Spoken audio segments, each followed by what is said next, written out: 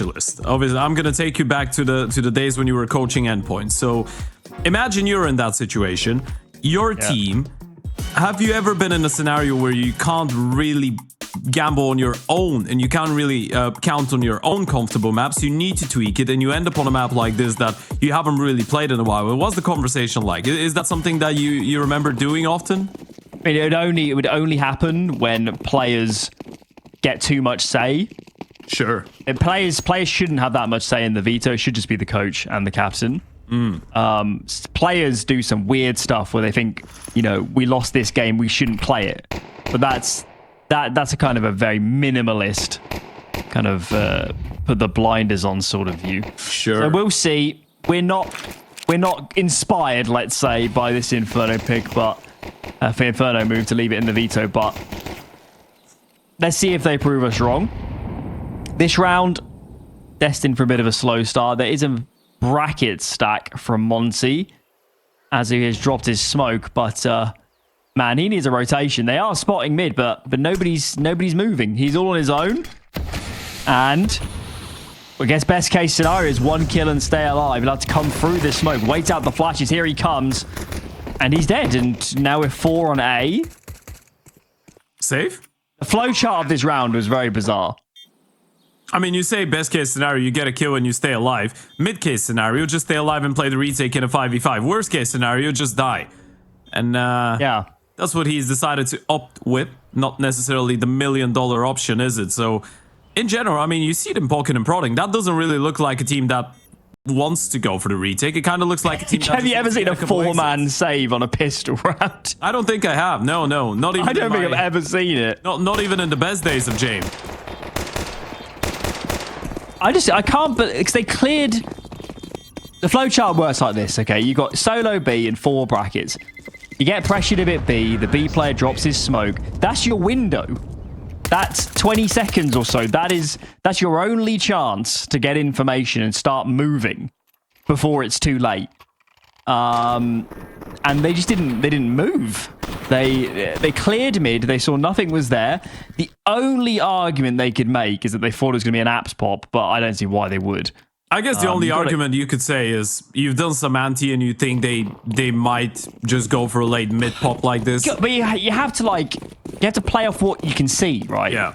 You can't just assume the unknown. The known was that there was stuff B and we can't see anything mid. Assuming the unknown is a guaranteed recipe for fun. Or unfun. Also, like, who's throwing the flashes for an apps pop? The mid players. There was nobody there.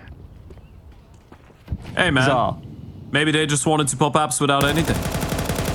Solid 3 minutes now of us being completely confused by Monte. Hopefully that changes for the better. I think we can get ready for a little bit more of that. Again, just to bring in a little bit of context to for anyone that is just joining in the stream, Monte are playing their 3rd best of 3 game right now of the day. They've already played that could answer all questions. Yeah. Just so absolute if they are a little bit fried, dazed and confused, it might be because of this.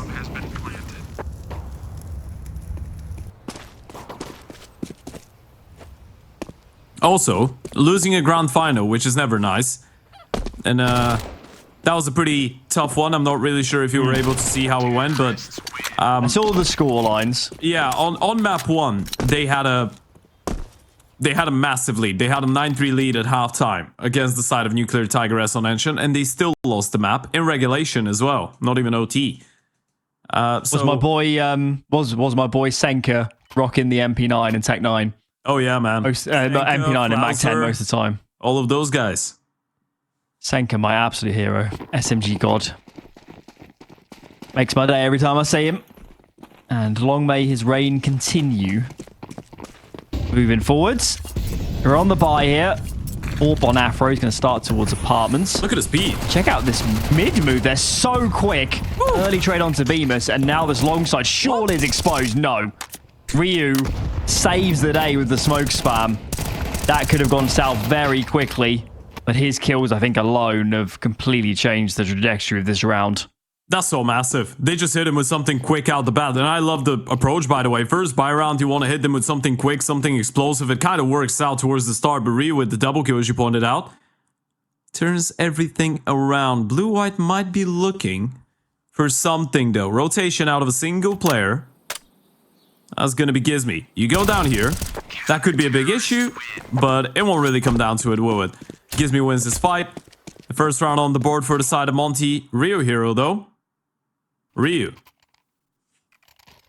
I guess you could say he was the Ryu hero. Sorry. I think you need to work on that one. Yeah. That will not age like workshop. a fine wine. Back to the workshop. I don't think he bursted the smoke, did he? He didn't use a HE. No, it was just spammed. straight up spam. Yeah. Straight up spam. Yeah, I mean, it doesn't work for 33, but I sided with you that was a good round. Yeah. Like, they could have absolutely won that without the spam kills. They would have had all on control, and the CTs would have been completely bisected. Yeah, it's just one of those scenarios where you have the right Yeah. idea, you execute it perfectly, but just something doesn't happen. A piano just Sounds falls like- right on top of you, like you're in Looney Tunes. Sounds like that are the reason we play, best of 24 rounds rather than 6 in regulation. Also there called is some MR2. variation. And my god, these HEs are doing so much damage for both teams. Afro and Gizmy are chipped down a little bit, but at least they found Eyes on short. reprisal. Look at Zinni. He was looking for something. A really good move out of Ryu, by the way. He was just spamming the long smoke just to make it seem like there was 2 players on A on time, but now there is. And Bemis and Gizmy, do they want to fight this?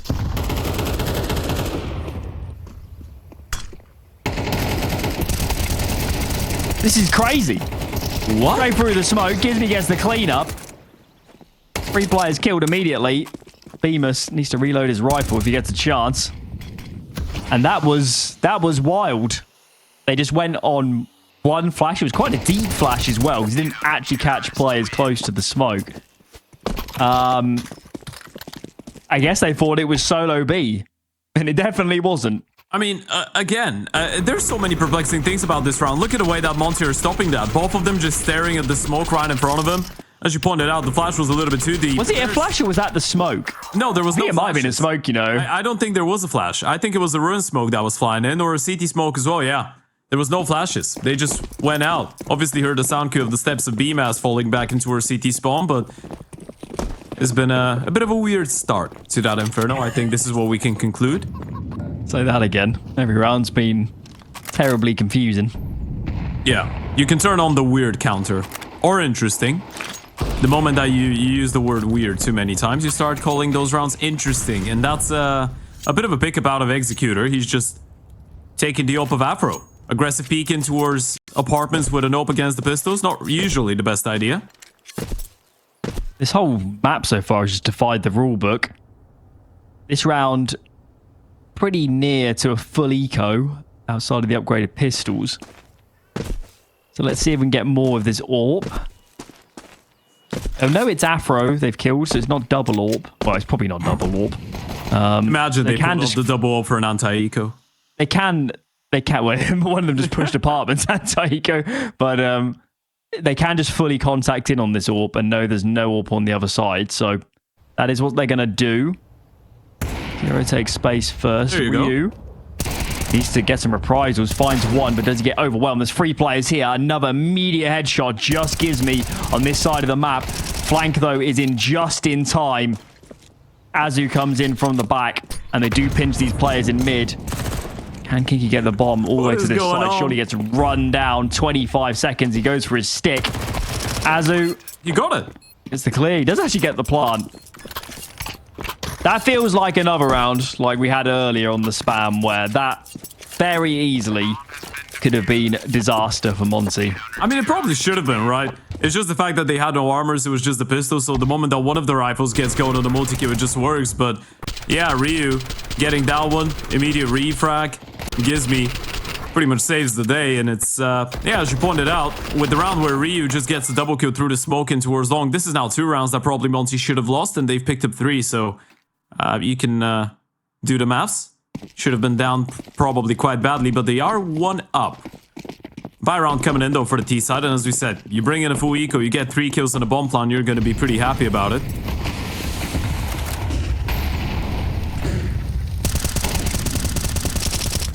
Azu with the pickup. This is angle over the smoke, and Blue White not prepared to fight that position.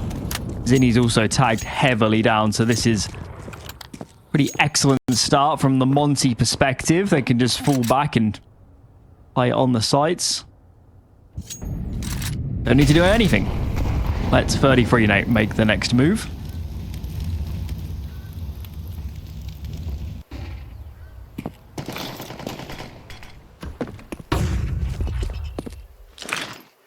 One day they'll listen to me, Ted. One day. More coaching flashbacks right now. Yeah. Was that going through your mind often? Well, yeah. Watch enough Boros and you'll see some crazy stuff. Ooh. A bit of a tough one for Afro. Gotta deploy the molly as quickly as possible. He's got the support of Ryu and we'll be able to get one on the board, but the refrags are coming in, and Afro's gonna have to hold on to this one all alone. Jiggle, perfect. Now you spotted the Oper. How do you isolate the fights? Afro, lovely work to get the first one, dancing around the pillar and make it a double. This is looking good for Afro, finally. Something a little bit more exciting coming out of one of the individuals, and he will put an end to it. It's a hat trick coming out of Afro, and another hero play coming out of one of those Monte individuals. Needed him there at the end because despite this advantage, he did begin to crumble in the mid-round. The replays of these moments on A. Free piece for this young man. Aging man. I mean, how old is he now? He's literally the second oldest person on the server. Okay. The younger, how old is he? Yeah, 26? No, he's 26, yes. Yeah. Younger than me, so that counts. Older than me, so that counts. And I'm an old guy. Oh my lord. These eagle headshots. Okay. Well, let's pay attention to this round. Afro could be in a world of trouble here. No scope connects. His heroics are being required time and time again at the moment to bail him out of these sort of rounds. Bemis gets traded. He's on location. They have ceded a lot of room towards long. And Zinni's making moves. He has the bomb. If they can collect Gizmy, this could get awkward very, very quickly. Ryu continues to do damage. Zinni slipped the net here. I think he's seen him. Yeah, he's definitely. I think you're right, yeah. Yeah. You get the kill, go back B, plant the bomb. Ryu's low on HP. Yeah. Afro's got an up. This is doable. Definitely is. Can smoke. Oh, they've dropped the deep CT. And he has another smoke. Presumably that was a smoke dropped for the mid-round between the B players. He has a full nade set. He can buy in the region of 30 seconds if he puts them on the right area. But will he anticipate double banana? He does actually smoke in this direction. These guys need to go. They do have a HE to break this one. Don't go too close, Ryu. He's going to lead with this AWP, presumably. They need to play the buddy system. About 20 seconds to go. He's got as they round onto the site. There are kits. Zinni, when does he make his move? Molly goes on the bomb. It's going to be close. I think he might have denied it.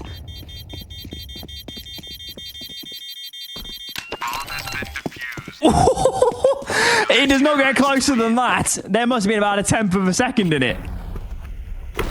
That's insane. That's absolutely That's another insane. round where they probably should have lost. This game is just starting to look like a bit of a Face-It book, isn't it? It's got that vibe to it. Afro playing shotgun up against the pistol and towards boiler. And they still keep on winning the rounds, Monty. We were kind of doubting the map pick, and I still... Or not the map pick, but the fact that they didn't remove it. But hey, you know what? They're still winning. Doesn't really matter how close the game is. Rounds are rounds, guys. Yeah, and Afro's got... yesterday, right, map 1 train. Monte lost a lot of anti-ecos and anti-force spies. To the degree that their opponents hadn't actually won a gun round before round 20. Yet was still actually in the game. Right. Because they'd won so many times on lesser investments. So Monte weren't their cleanest selves yesterday. They are winning the rounds today, but at quite a cost. Bizarre game so far. Hey, man. Winners stay winning. It doesn't matter, you know? It's all about the end result. Doesn't really matter how we got there. That's not really factual, guys. Don't listen. It does matter. It's all about the journey. Maybe, but if you win the tournament... No, you then really it's not care about how? the journey. Yeah, it's just about the end result. Screw the journey. Exactly. What have we got then? So... A wrap smokes, but I think the arch smoke has missed. Not that anybody's around to see it. The stack is good for this CT side. And surely this player in towards CT can play up the contact of his teammates if required. Gizmy goes searching. Kiro's found 2. But Bemis there was the insurance policy. So a good cleanup. And let's give him credit. As shaky as the anti-ecos have been, the gun rounds for Monte have been actually quite dominant. Yeah, I mean...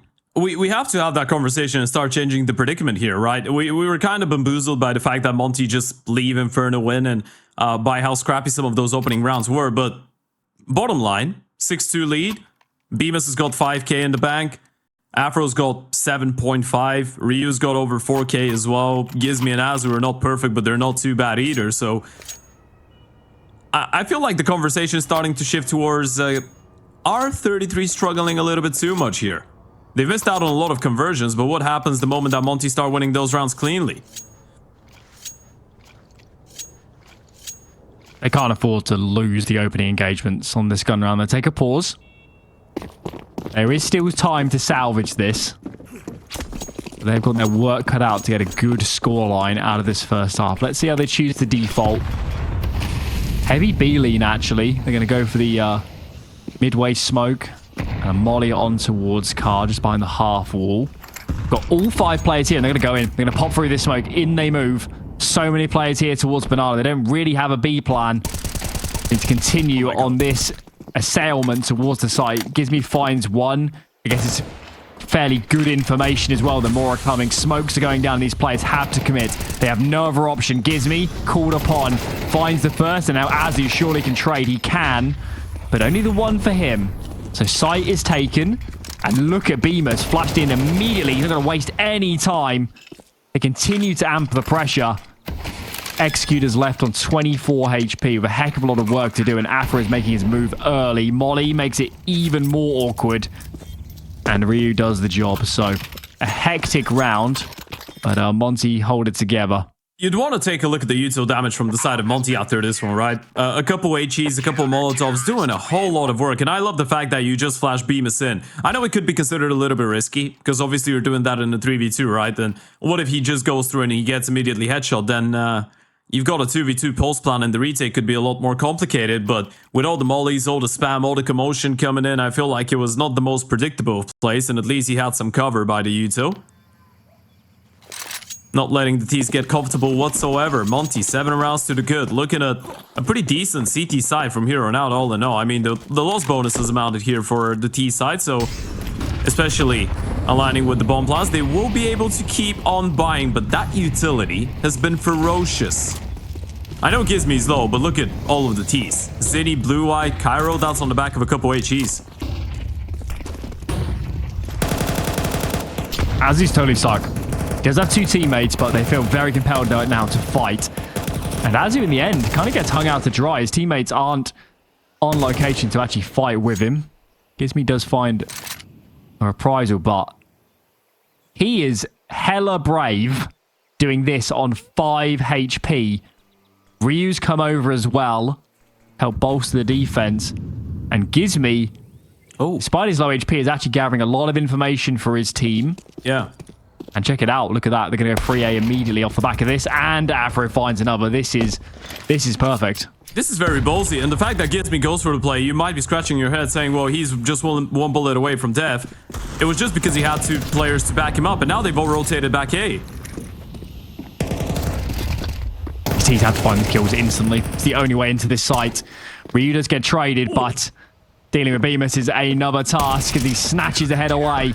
Afro on location in the end as well to pick up the frags, and Gizmy definitely the MVP of this round. That information move was colossal.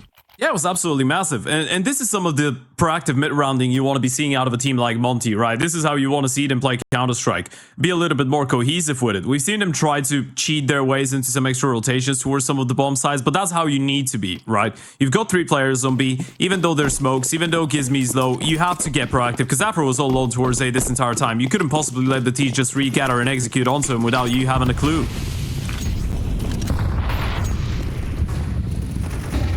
This is a totally different Inferno than we ever would have expected. 8-2 up.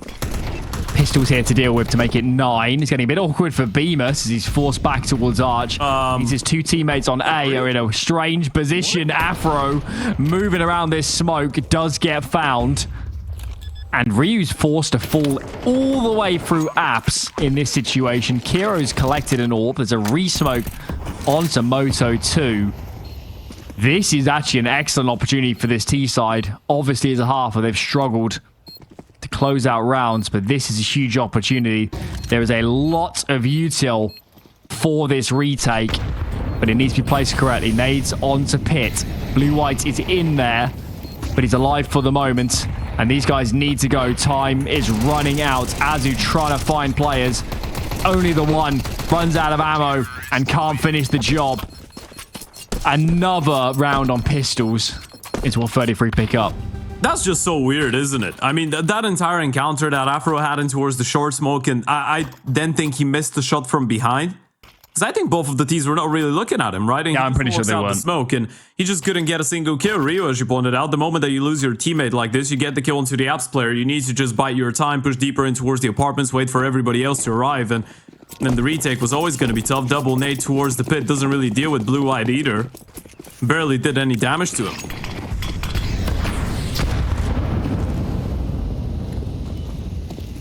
It's almost incredible how similar this is to Train yesterday.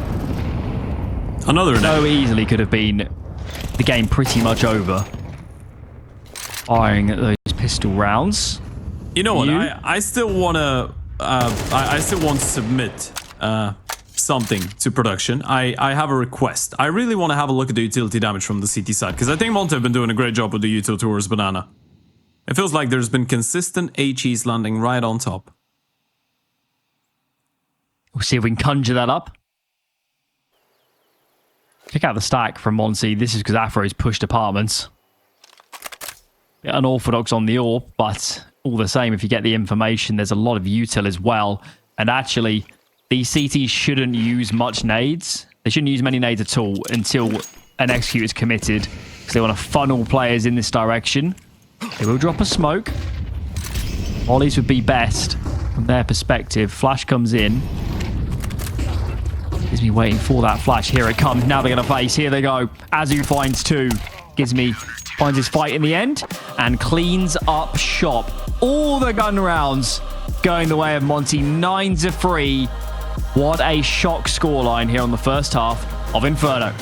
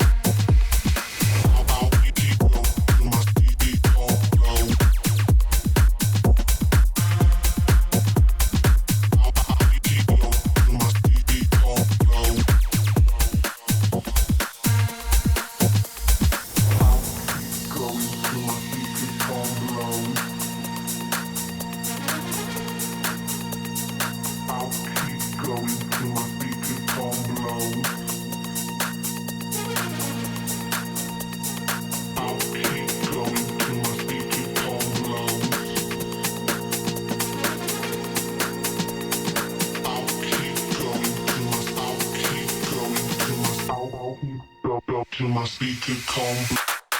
I'll keep going till my speaker calm.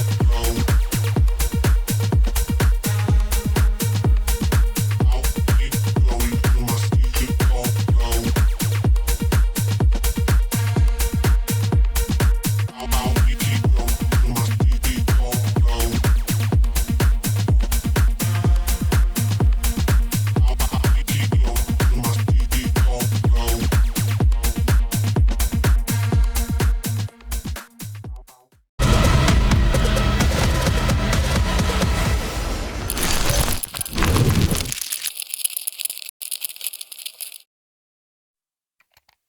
Work to do. Work to do. If you're the team of 33, they have 3 rounds to their name, and none of those were gun rounds, Ted. I'm going to say that in hush-hush. You wouldn't believe they're the team that picked Inferno at the moment. You wouldn't believe the Monte of the team that has barely played Inferno in recent months, despite this being their 3rd series of the day.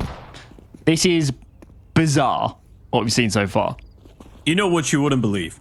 33 were actually able to get 6 opening kills throughout that first half, so that's mad.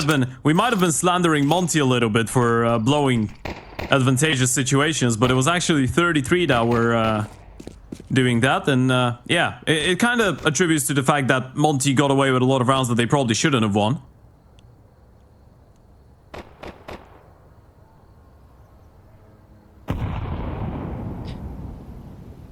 Slow approach, no noise made yet. Kinky here, playing the long sight line and snaps the head of Bemis. And tell his teammates to heave a flash over for him. Sees more players. Smoke comes in now. And check this out, Kira's doing work. If they can collect this play on towards Porsche, it could go well, but no, Azu finds 2 for himself. And given that the other A player was isolated back in library, that is both the defenders on the side proper dealt with.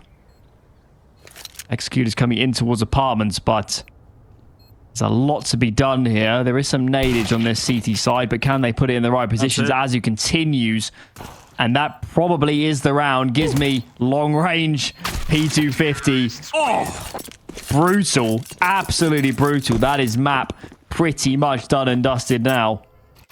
That was so clean. I mean, I'm still flabbergasted by the way that Azu was able to get a triple kill into her short, by the way. That late flash out of Gizmy was a real game changer. Player on the other side, it was Cairo. He just gets lost in the sauce there. Blinded so late into an execute. He was probably thinking, what the hell is going on? Why do they have more U2? And as you said, force buy at this point, not really optional for the side of 33. They had to go for it. And they don't even have a single SMG. They decide to go with the U2, and those are often tricky, by the way. They've got 4 smokes. And a good nade. And another one. There you go. 142 damage in 2 HEs. Doing their best CT side Monty impression with that much U2 damage. Okay. And they've actually saved a lot of their smokes. They haven't burnt... They burnt any of them yet. Maybe Kinky's used 1, but there's a lot of time that can be delayed. There's 2 players on the long side here for the CTs as these players start to contact. Not sure these smokes going to get used. It's going to take the straight up fight. Kinky engages first. We need good trades from these T-side players, and it's pretty awkward at the moment. They're so low. Zinni swings, long range, double headshot. And look at the health on Azu. Can even collect this bomb. 8 HP, any stray bullets, and he is dead. And these CTs pretty firm control of the bomb right now. This is a nightmare. I don't think he can win this. At least he can get the bomb. Feels like they've calmed down in terms of the spam. 25 seconds. If he's somehow able to get out of here, going towards the B bomb side, he's just going to pick that one up. As much as the CTs realize he's got it, but they're not moving. Not moving. The muscle Blue Eye was just waiting for Azu to walk in. It's actually a bit of a smart play coming out of Azu, right? Trying to trick them, get the bomb, pretend that you've just walked away, try and bait out the reaction, but they just knew a little bit better. And there you go. Force buy works out. Monte lose another one against the pistols, and now they themselves are in a bit of a weird predicament. It's getting a bit out of hand. You did say the game. I feel was like over. a broken record talking about their anti-ecos and anti-force spikes, but it's undeniable. It's exactly what happened on train yesterday. Gun rounds are so good. Up against lesser investments, it all goes out the window. That was bonkers, as Ryu didn't expect to play up close behind the cart just there. Azu doesn't feel like a fight. Gonna sit behind these smokes on banana for now. Didn't really mind the play. Flash was good. Probably should have been a free kill for Ryu. Misses out on an opportunity. And now you're in a bit of a tough spot because you did use all your flashes to try and set him up for that early control. So 2 smokes, a couple players trying to fade the smoke, actually walking right through it. And that's going to be easy cleanup coming out of Executor. He's actually lost blue-white in the meantime, but the double kill, the Molotov to deploy, and unless Afro's able to land a slam dunk 1D onto Cairo, I don't really see a way back.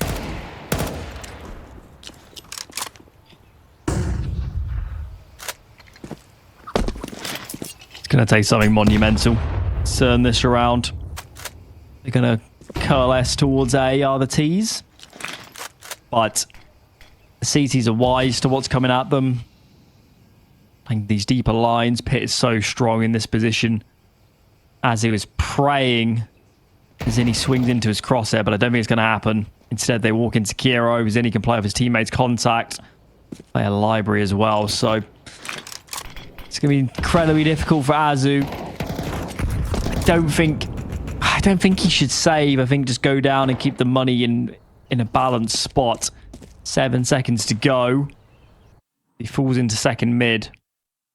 See if anybody comes looking. Nope. So he will save, but this game is not over yet. I'll say it again. You did call it GG's after they won the pistol. Yeah, I should have learned my lesson that anti-force buys for Monte are far from a given. Also, they do have a UK IGL. And I'm not throwing all of this on... Oh, wait. We could be looking at the util damage. Not yet. Not yet, but maybe this is... We need to click on it. Do we click on it? Do we switch to it? Nope. Almost. You ask her too much. Yeah. Too much. I'm sorry. I need to learn my lesson. We'll wait until the higher powers deem us responsible enough to see such util damage. That time comes. Yeah, right, we're not worthy of it yet. Where is Azu on that Galil? I think he's over towards short at the moment. Looking for a fight. There's a player pit. He's losing his teammates elsewhere. Does find 2, actually. 2 kills for him, but still needs to deal with Zinni and Pit, and that is often the hardest position to deal with. Azu, well, it's a real shame they didn't bring more into this round. Obviously, they're trying to save elsewhere, but 3 kills? It's not bad going, to be honest. I mean, it's good damage, but look at the CT side economy, right? It doesn't really make that big of a difference in the short term, not even in the long, right? Unless you start winning those rounds on the T side, you're not really going to reset the CT side economy. I guess it ruins Kinky and Cairo a little bit, but Zinni and Blue White still looking pretty decent. Actually, on a second note, it would make a bit of a difference if they were to lose this round and not save on a single gun, so good stuff coming out of Azu.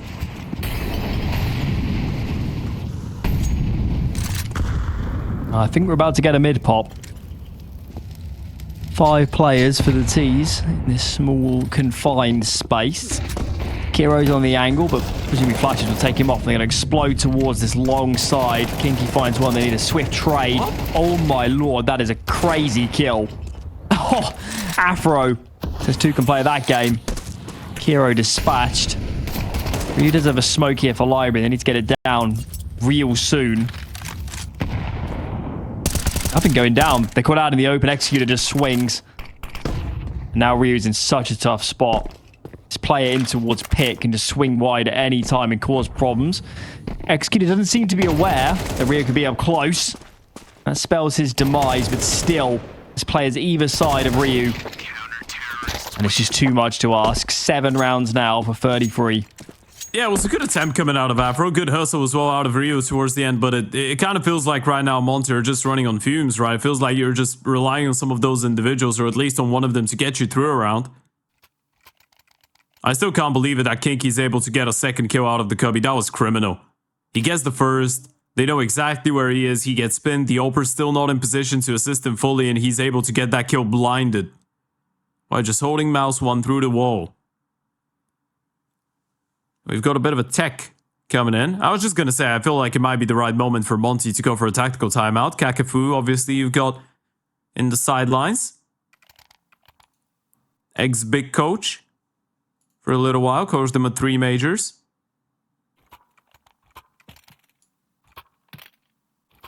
And Penta. That's the one that rings a bell for me. 2016, 2017 Penta. That's the name. You know, that Penta lineup was that one. Sunny, Oscar, Christo. Still have that lineup going into 17. My brain goes to mush. Yeah, that was at the start of 17. That's ESL Pro League Season 4. There you go. Yeah, the last game they played when he was their coach was against LDOC. That was XMS, Existence, Alex, Misto. That's a bit of a blast from the past. Absolutely is. UK player there. More French. French, I guess. But still, take what we can get, especially given you're bashing UK in-game leaders. He wasn't too bad. Kiro called upon. It's just the pistols here for this T side, and actually 2 fast kills. I think deal with this side player. Maybe there's something cooking.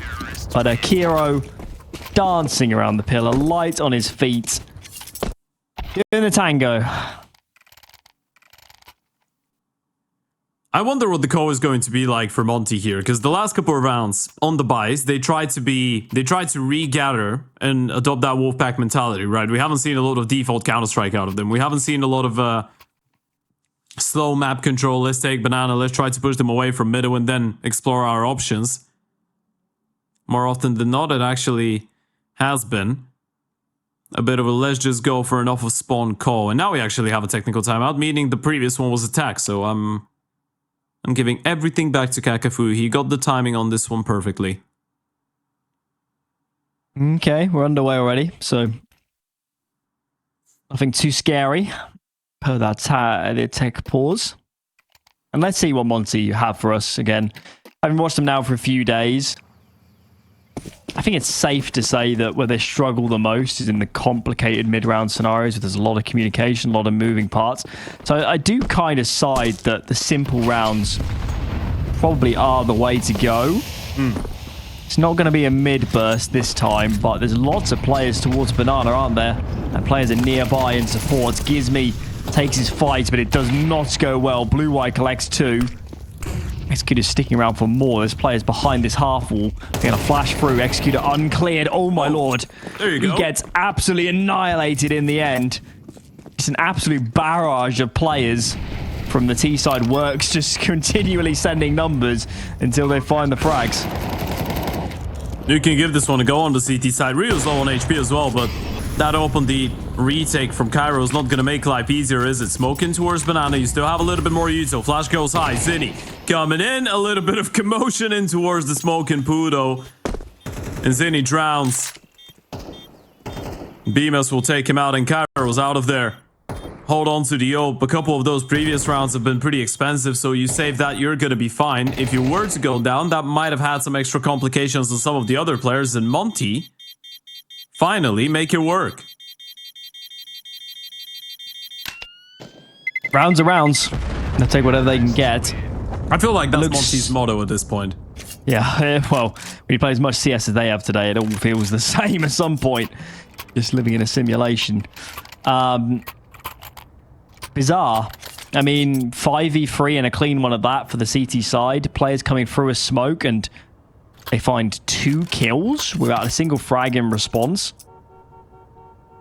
Unusual. Certainly 33 might be thinking to themselves, man, if we just sat back and played the site, that would have been a very different round, but that is how the cookie crumbles. Now they're running out of scope, and those denied guns by Azu earlier are now coming into effect, aren't they? If they lose this round, the CT side, their buy will be a disaster to stave off this map loss. That's a nice opening coming out of Afro. He's going to receive a little bit of damage in return, but as far as you know, A 5v4 is a 5v4, and Afro still should be aware that Cairo could be on the other side with a no. So you don't want to be too brave when you're taking some of that space. Just hold on. Wait and see if the CTs will try and cheat their way into an extra player rotation. And they have done so, leaving Executor all alone on B. He should have another smoke drop for him into our CT spawn. So it's all about blocking and staying alive. But Monte still looked pretty tempted to go for a bit of a B play, especially with that fake being sold in towards A from Afro with the smoke. It's actually going to be enough to keep them engaged. They've got no rotations. Gonna come in through this smoke. And they need to kill Executor real soon, they do. That's the important kill. Sight now collected. Afro posts up on Bernard. He's actually walking all the way wide onto an off angle and misses his shots. He is lucky to be alive. Bomb now gets planted. There's a lot of util, so as long as this gets dispatched in the right positions. I think 33 need to save, man. They're shaping up to at least give this a look. And Afro punishes. They need to keep these guns going. Get out. This one is just falling apart, isn't it? 2 players left. Kink actually sticking around. I'm not sure I'm a big fan of it. Unless you get every single kill. If you go down, this is a bit of a disaster, and he's not going to collect a single frag. It's Afro all the way. Make it a triple. He's on 18 and 9, and that was one of the points, by the way, that was probably worth making a little bit earlier on. Afro's one of those few players out of this lineup that are actually quite accustomed to playing Inferno, even though Monte as a team don't really play it too much. You want to go back to the time when Afro was playing on all of those French lineups? Inferno's always been a good map for the French. I think it's always been one that he's enjoyed quite a lot. Try and forget about the moments when he was playing shotgun up against pistols in towards the apartments. We don't talk about that. He was getting some of the kills. We'll let him off. When he's 18 to 9, I'll let him off. Yeah. He's having a game. He's that type of a teammate. You want to tell him something, but then you press tab and he's on the top. Just stay quiet. Can't argue with that. Can't argue this. You can, but he's getting you the points all the same. Good nade. Look at that. Absolutely massive. And blue-white here is going to play it all the way in towards the cubby. These players going to flash through. Shaping up for it. Afro for now just spams away. Oh. Risky business. Oh, and another one. What? Painting a silhouette at the moment. Just breezes past him. And it happens twice now. He's a bit of a lucky one. Again, 4 men stacking towards the A-bomb side. They do have an eye on middle. Question is, when do you start exploring? I guess the moment that blue-white sees something, as he's going to stay unengaged as of right now. And this smoke in towards long might actually entice them to stay there. But the bomb is moving closer. They're just doing a double fake. Yeah, well, they had to clear a banana. It's always a Might risk work. they're 4A. They're going to pull the rotator over, so it's 3 on A. Now, Gizmy looks to be doubling back, so cookie cutter counter-strike right now here on Inferno seems to be playing out as predicted. There's still 3 players to deal with, and Kiro's here with the orb. Flash goes over the top, over Graveyard, make it a second. It's really disrupting this offense, and this front side smoke cuts up the angles for all involved. Azu gets pinched, and there's so many CTs here. They are everywhere, all over this bomb site. Time is a problem. This bomb doesn't go down, and Ryu's left under the balcony to lick his wounds. Or is he going to die after time? No, he doesn't, but still. That was crazy. That was absolutely wild. I mean, I'm thinking about some of the smokes. Usually it's a good idea to have at least the first smoke that lands between the default box and the left-hand side on the bomb side, right? That way you can clear the entire bomb side from the graveyard side of things, and it kind of lets you open up a bit of a distance between yourself and some of the lesser guns. But that second smoke, it actually screwed them up quite a bit. And then the rotations arrived. There were so many people, as you pointed out. It was quite difficult. The moment that the long wrap doesn't really do anything for you, you were in a bit of a tough spot. I guess at least the damage is good. You get 4 kills. Still not the ideal investment coming out of the CT side. No AWP available for Cairo. They've got 2 Famouses and MP7 for Executor as well. I don't think there was a moto smoke there, by the way, which is the No, there most wasn't. confusing part. Yeah, they have the deep utility in towards long, Yeah. I believe. Yeah. But it's like, in like your hierarchy of nades as you're going on to A, Moto Smoke is first. But that wasn't there, and it just allowed the CTs, especially the front side smoke, they had like a wall that they could run up behind and just load up so many numbers, especially with the time left. It was hella awkward for Monte. Still, they've got a good buy here and a couple more chances. The CTs equally don't have a brilliant buy themselves, given how much they saved through on the previous. And there are so many players here on Banana. 5 on the offense, 3 in defense. Chip damage onto all players involved. One misstep, and this is over for 33. I mean, look at the utility. There were so many nades and so many Molotovs in towards that banana area. The T's don't have a single one left. They've got 4 smokes, though. 2 flashes as well. And on the other side, the util is quite limited for the CT side of things. Afro. That's what we wanted to stress about. Or stress, just in general. There's no op on the CT side, so he probably feels like he can get posted on one of those angles. Be a little bit braver in the way that he's proceeding. You can let him lead the charge. Just hold some of those choke points for him. Let him look for an opening. Yeah, you should know there's no open defense. The money isn't in that position for the CT side. Presence shown. Double smoke on library, but it's not the end of the world. And there's only 2 players here. Blue White finds 2 kills through the arch smoke. I'm pretty sure that was a blind spam as well. And it means that Afro is super scared to round this corner of his own with the bomb. 10 seconds to go. He needs to get this down very quickly, but he is completely surrounded. Bomb will be planted, but that was another collapse. Was that Granted, really a blind spam, or did he I'm break pretty confident it was a blind spam. I mean, we noted it. They didn't have any nades left on B, really, did they? yeah. Because they dumped all of them fighting Banana. Yeah, you're right. I don't think they had many HEs left. There was 1 HE left on the CT side in general, but I'm not even sure if it was in that rotation player. I don't think it was. So that's a bit of a mishap there. A bit unfortunate for the side of Monte. And you go into another tactical timeout. This one, presumably, again on Monte's side. Money's running low. That's own back for that reuse spam earlier. Sure. At least they're still in a good spot, right? I guess the money is still all right. You can get those AKs. Ryu's supposedly not going to have one unless he just wants to go for the AK without any util. And that could still work to some extent.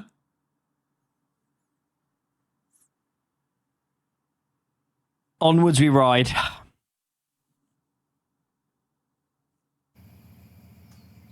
It's getting to crunch time now.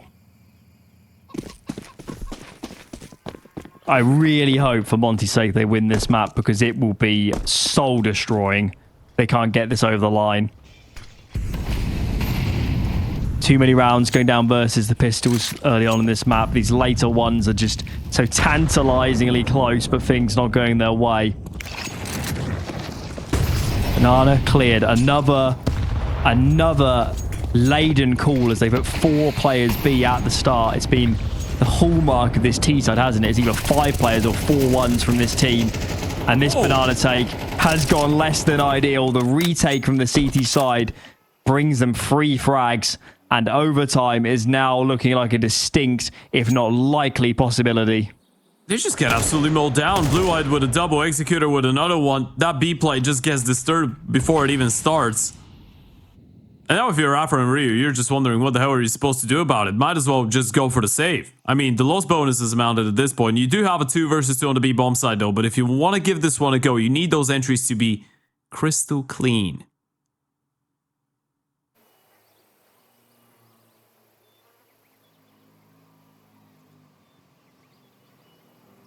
It's not really the idiom I was going for, but hey, we move. This shouldn't be possible. 27 seconds. They'd love a HE to root out new box, but they don't have one. We'll take the frags instead. Ryu goes looking and gets felled, as does his teammates. So hear me out, Alan. Oof. I still want to double down on that. Wasn't a save going to be a little bit of a better option? I still understand you want to give it a go and try and go for a bomb plant, but you've got two players with a little bit of util as well. Well, they have one smoke. Okay, so bar the utility part, but you have one smoke and you have two fully equipped AKs with armor as well. And now they don't have a single one. In a 2 versus 5, surely you just hold on to the premium rifles. Yeah. I side. I mean, at least it's not a huge loss, given that they can buy these Galils fairly cheaply, but yeah. That said, I mean, what are we up to now? This is the 4th map Monte has played in the last 4 hours. They are frazzled, deer in the headlights at this point, and overtime is on the way. 2 for blue-white, another banana take does not go the way. Quite amazed Bemis even found that kill, but now there's 2 defenders. Kinky's pretty nearby as well, over towards the arch.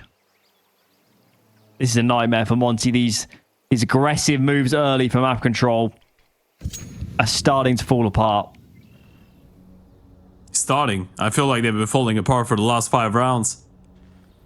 You go in towards top banana, there's a barrage of util coming in towards you. Blue-Eye just mowing them down.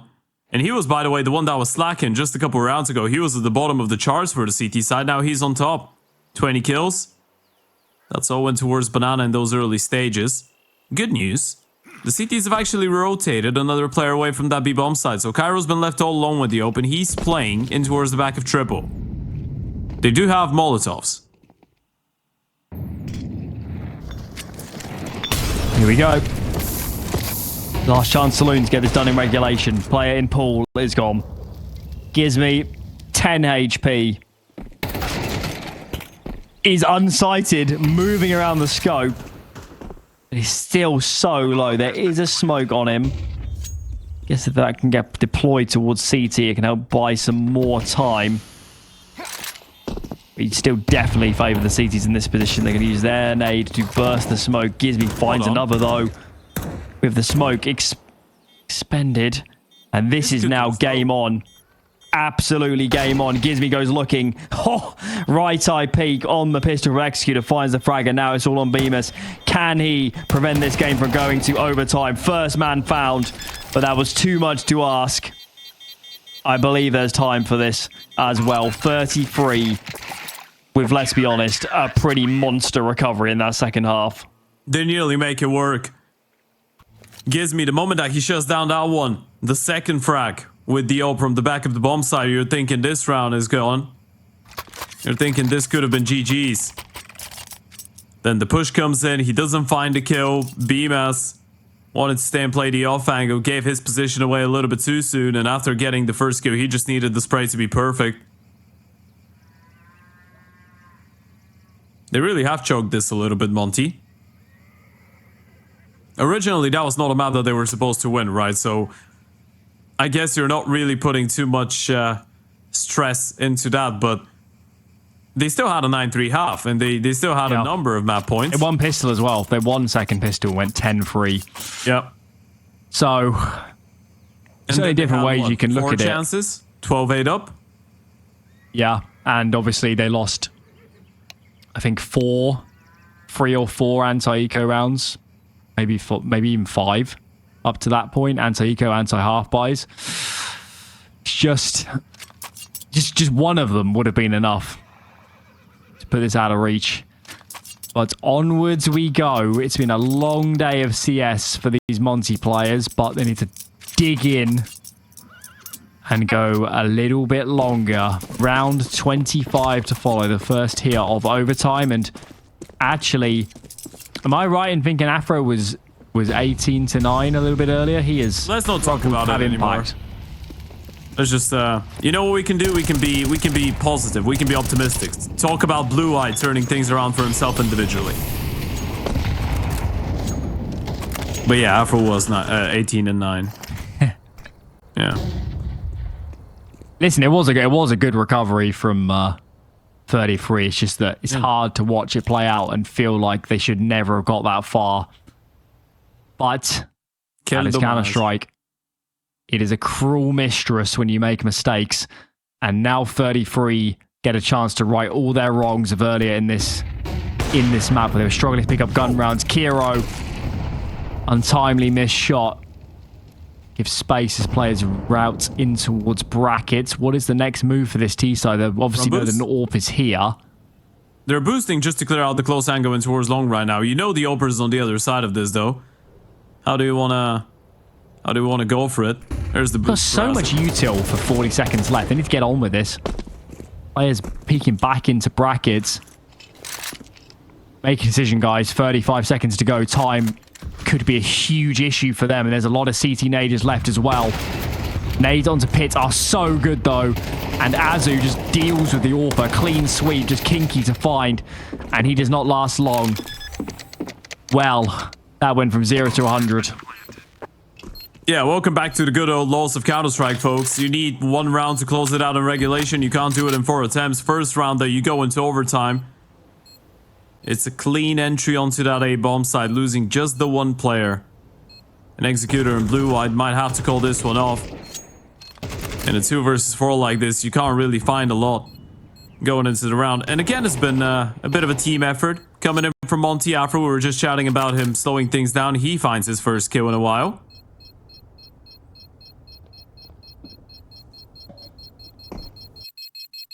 A couple missed shots coming out of Cairo and towards long. He's definitely not happy with that. Probably could have turned things around a little bit. Can't be overstated how important the call to nade pit was. It was massive. And I guess the other factor is they played so many rounds now that, I mean, I think I've seen a CT in pit pretty much every round. So I guess Monte are on the same wavelength, and they get a good punish.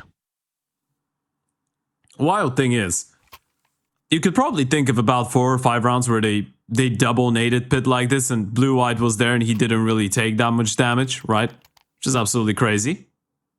Especially considering that he's not even the pit player. There was just many of these situations. Calm heads, Monte. This is still very much doable. How do we choose to allocate the forces this time around? Any standard default for the moment. Was for a moment, but actually going to deviate a lot of numbers onto Banana. 2 are clearing at the moment. There's Bemis is going to walk through all this mid nadage. He has so much space. Kiro has a nade in hand. Does he check the cubby? He does not, but still. Oh, I can't believe it. I cannot believe it. That's yeah, the bomb. you're right. That is on his bomb. back. Yeah, Kinky's just turned this round around, and he can just deploy the smoke. Go for a little bit of spam. Just make sure you don't go down. It's gone from pandemonium to panic. This T-side, the endless bullets coming from Kinky. He needs to be careful as he goes for the reload. Nobody commits through the smoke initially. And you can see with the CT rotations, they're starting to think this might not be A after all. We know otherwise. Boost is here. Nobody re-clearing for now. You can still get a little bit tricky though, right? You're playing a 4 versus 3, but it's one of those classical scenarios where you just have a 2-2 setup. So your defensive lines are pretty spread. And the T's do have a man advantage going into both of those bomb sites.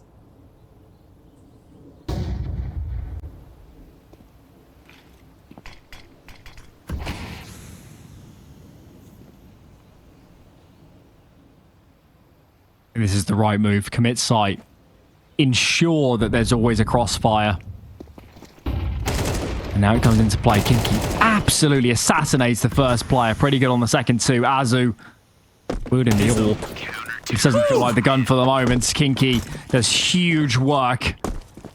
13 apiece. What an ace out of the veteran.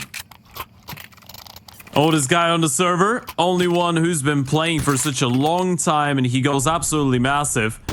And there's the replay. Crazy timing being called out of Bimas there, and the fact that Kinky's able to get the first and follow up onto the opener, and Afro was the player with the bomb as well. It just feels like it's a little bit rough around the edges for Monte. I guess still getting 1 or 2 rounds on the T side should be good enough, considering how dominant you were on the defense, but it is a little bit weird, especially with all that traffic happening in towards Banana. What is going on? Carnage. Absolute carnage here. Been a punchy T side from Monte. They favoured barreling into places early with numbers. give them credit. It's put them in a lot of good positions in rounds, so we can't fault them for that. But this one is looking tricky. Kinky continues to be an absolute menace to deal with. He's behind this ruin smoke for the moment. Tap from Bemis. Surely have to commit to the plant soon. This you don't have another fade. smoke. Okay, they do get it down. They do get it down. Kiro finds a collection on Ryu straight through the smoke on towards New Box. Bemis. He's got so much work to do. Gonna go for these fights. Biding his time. Peeks through. Almost the lineup, but no cigar. 14 then for 33.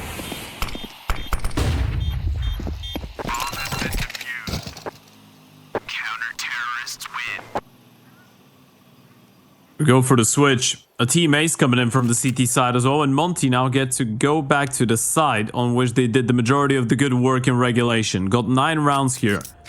And funny enough, it's probably for the good that this is overtime, because 33 were just winning the rounds with the pistols, right? So at least Monte don't really have to deal with that. By round wise, they were pretty efficient. So again, 1 round could be enough on the offense. As long as you start it off nicely, and Afro is going to be important to return to this.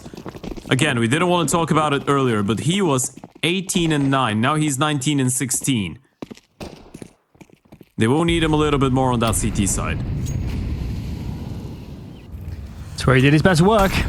So, can benefit of the doubt that he's going to turn this back in his direction. Zinni. There you go. Fucked. Afro hitting the ground running here on this CT side in overtime. I'm loving Action the confidence out of Banana. Afro, by the way. He's just, so many times he's brought that up close and personal in towards Boiler, and towards the apartments, and towards Middle. He's constantly trying to give them a bit of an advantage with that open A.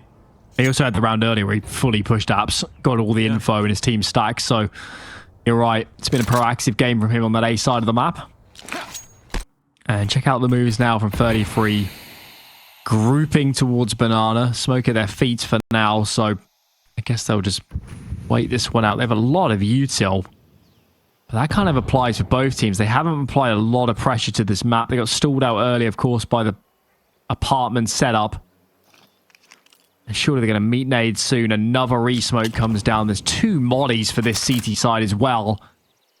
So we walk in the coals when 33 make their move towards this site, and the information play in the meanwhile. The flanks are going to be so fast. If these mollies can buy even 5 seconds, this will be a train wreck for the T side. The flank on Banana is so thick and fast as they make their move. Azu collects one, but he's ever so low. Oh, the second kill is unbelievable. And surely now the flanks are too much to deal with. Yes, they are. The bomb might go down, but Executor is in a near impossible position. Takes a huge amount of damage and is indeed traded. That double kill out of Azu is massive. I've got no clue how he's able to get a second one. He was low on HP. They know exactly where he is. They're just running him down. He's able to land the instant double headshot. Bang, bang on that M4. And the AK goes down. This is the big difference maker for me. But that information playing towards middle as well. The opening kill out of Afro. It just felt like it was a lot more cohesive coming out of Monte.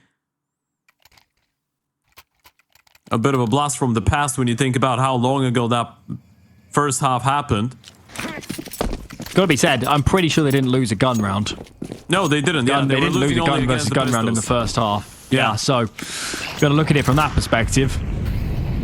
Their track record is strong. Round 29, we're playing old school now. First to 16. 15 apiece will send us to another overtime.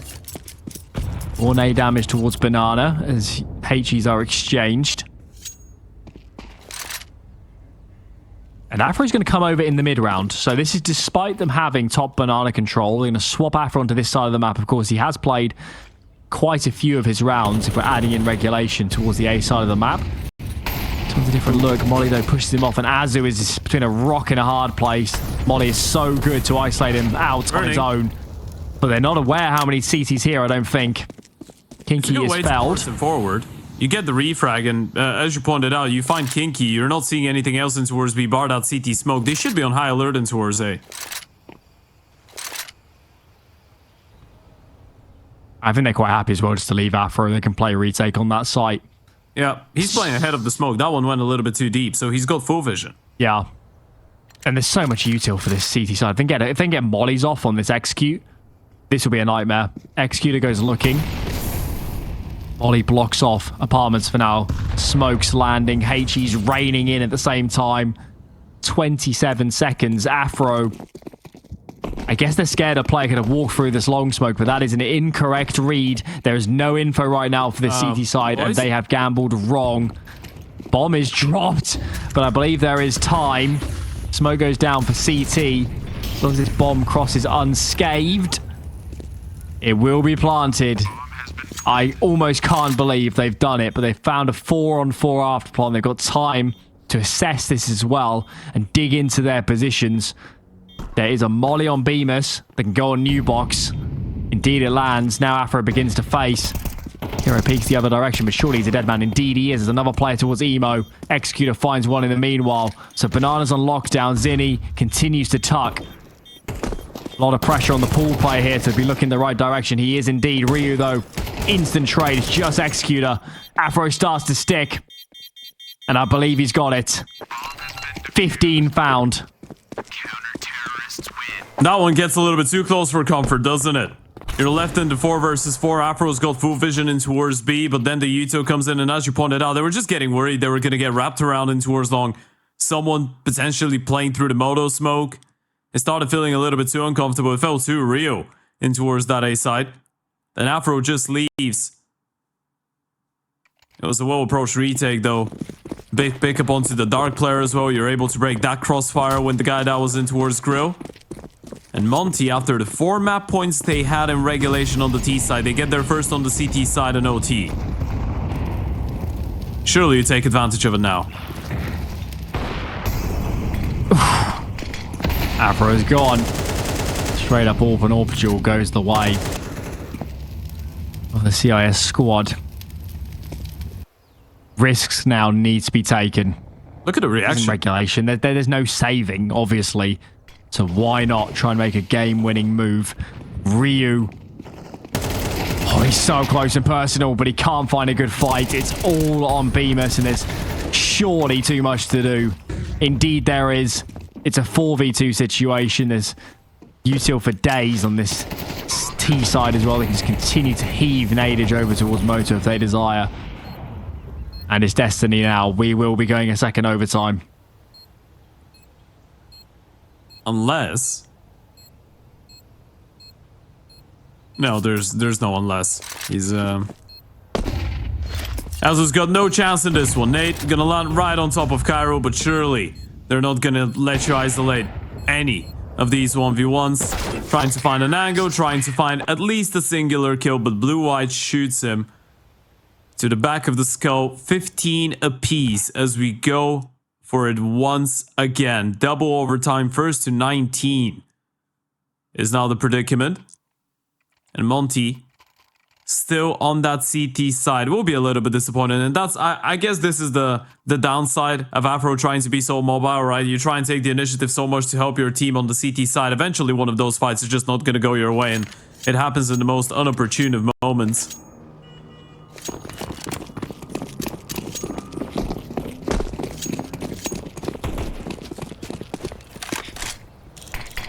"31 rounds. We find ourselves playing out so far. We're in it for the long haul now. Bear in mind that Monte's played a lot of CS today. They didn't have a lot of break between their previous series and this one. There's plenty of Counter-Strike to process. Yeah, I gotta hustle. This is their map number 6, and they'll play at least 7. Maybe even 8. 8 maps of CS today.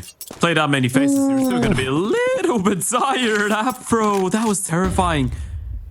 You just caught a glimpse of him. Half a second, and he would have gotten the kill, and now the white swing will tag him down. Not frag him though, he's down to 20 HP. Still alive, still able to have a little bit of input going into the next stages of the round, but they are reacting on the back of spotting that open towards the B-bomb side, trying to take all of that space, and they don't really need to use that much utility, knowing there's no AWP to punish. Going through this. Getting aggressive. There's 3 in defense, though. Can they get good fights? Ryu collects first, and look at that. Combining together well. This is so tough now for the T side. Smoke was perfection here by the truck.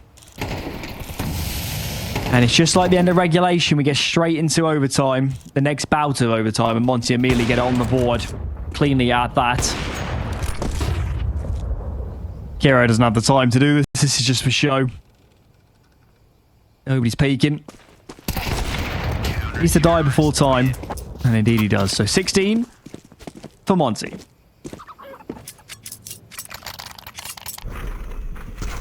All right.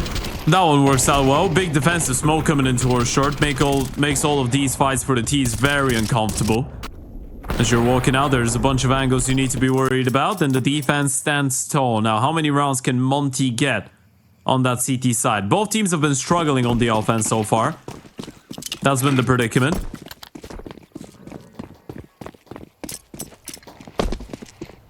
So I'd say you're probably looking at least the bare minimum of 2 rounds on the CT side. That should be... It should be good enough to make you feel pretty alright. Obviously 3 is what you'd be going for ideally, but... It's not quite Christmas yet. Or maybe it is. Maybe for them it is. Are you that type of a person, Alan? You start thinking about Christmas even though it's still November? Put on some of the decoration? It's too early. It's too early, man. Alright. Yeah. There's a Christmas tree outside my local supermarket right now. And I was thinking, that has got to be bad luck of some description. And that bad luck is falling the way of 33 right now. Bemis shuts down this round. Bomb is a way off as well. Not ready to get the trades. Executor's praying that Bemis falls back into his grasp, but it just isn't happening. It's going to take some pretty big mistakes, I think, for 33 to get into this round. Looking now. Ooh, a little more awkward by the railing, being back on the balcony. Azu.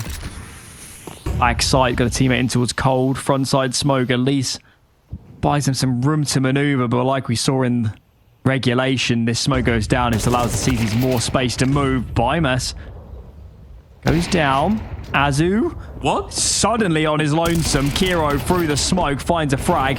God. And if we saw him over the top, the time surely becomes a problem soon. Glock kill onto Azu. Execute is so low.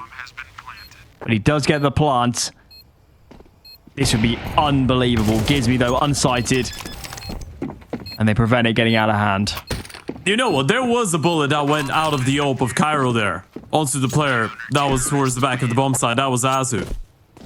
He did try and quick scope him or no scope him. One of the two.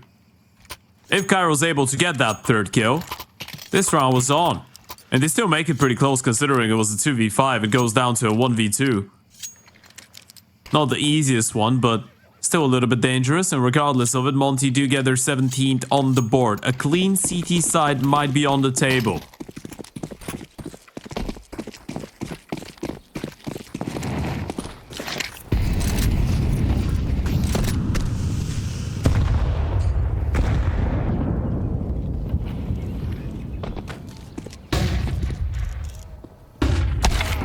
Flash for Azu. Kiro's ready and waiting. He's had some big kills in overtime. That one's important. They've got to get something on the board. Now we turn our eyes to Monte and say, what is the next move for them? They're going to leave Gizmy alone. Bemis peels off to A. Sits in CT spawn for the moment. They need to make a move. And that move is starting to come from apartments, isn't it? 2-man push. They need this information as soon as possible. And they've got it. Well-timed block in towards that banana area. And as of right now, Ryu can just keep on pushing. Right, he's not seeing anyone in towards apartments. He's going to clear out middle as well. There's a bit of a timing on long, I guess. But all in all, they're not really seeing anything. And everything should start screaming this play is going to happen in towards the B bomb side. Afro's coming in. He's the one with the util as well. Molly, HN, Flash. He's going to be here on time. Here come the flashes. Oh, that is perfect. Absolutely perfect. T side totally stalled out, but still Kinky finds a second kill. Gizmy, Bale effects on the back of the site. Leaves us in an even Steven scenario. Molly doesn't spread. Ryu has one himself. And if it goes on towards Emo, it will be a big trouble for these two players. Afro goes looking. Teammate in towards CT. Player swings wide. That is Kinky, but do they expect a second player? Kiro meets a Molly at his feet. And the Molly does the job. Monte gets all 3 rounds on this half. And that was again on the back of the proactive play in towards the apartments. Felt a little bit tricky the moment that they get themselves into a 4 versus 2 and then the refrags from Kinky come in. That was a nasty spray transfer out of BMAS, especially the 3rd kill. And good due diligence there. You notice that the Dark player just goes for the swing almost as if he was trying to make sure that he goes down. Or just to take the attention away. Afro's using those new charms, the sticker charms. Did you check him out? Only briefly. Only briefly. What do you think? You liking this year's stickers? Well, this major stickers. They're good. They're good. It just it tends to be the case. It's the simpler the better, really. Sure. Is how they roll. Certainly like them more than some of the previous few. And we take that. I've got my personal favorite. Is the 0T rounds one of ZTR. Don't think I've seen that one. That's great. It literally says 0T rounds and then the ZTR captos. Beautiful. I say what's even more beautiful. Yeah. It's might get a break soon. We might be on a break soon. 4 kills left to find, but this is the laden site. There's 3 defenders here. Apartments explosion into so many players. Ryu does find 1, but it's traded. There's 2 more to go. 1 player out towards Moto. 1 mid side. Kinky gets the kill with the nade. Azu comes looking. There's a player behind default. Can they deal with him? Oh my god. No, they cannot. Kills are so good in defense. And 33 hold on. I mean, you say kills are so good in defense. Kinky's so good in defense, man. He's not supposed to be firing out on such high cylinders. He's insane. He's absolutely unstoppable. Look at him go. It's like he's the 20-year-old on his team. And he really isn't. Couldn't really be further away. Good old Kinky coming in with a performance of a lifetime. It's been a while since you've seen him play like this. I know even the KD is not positive, but it's just the impact on a lot of those multi-kills. They've been coming in such key rounds.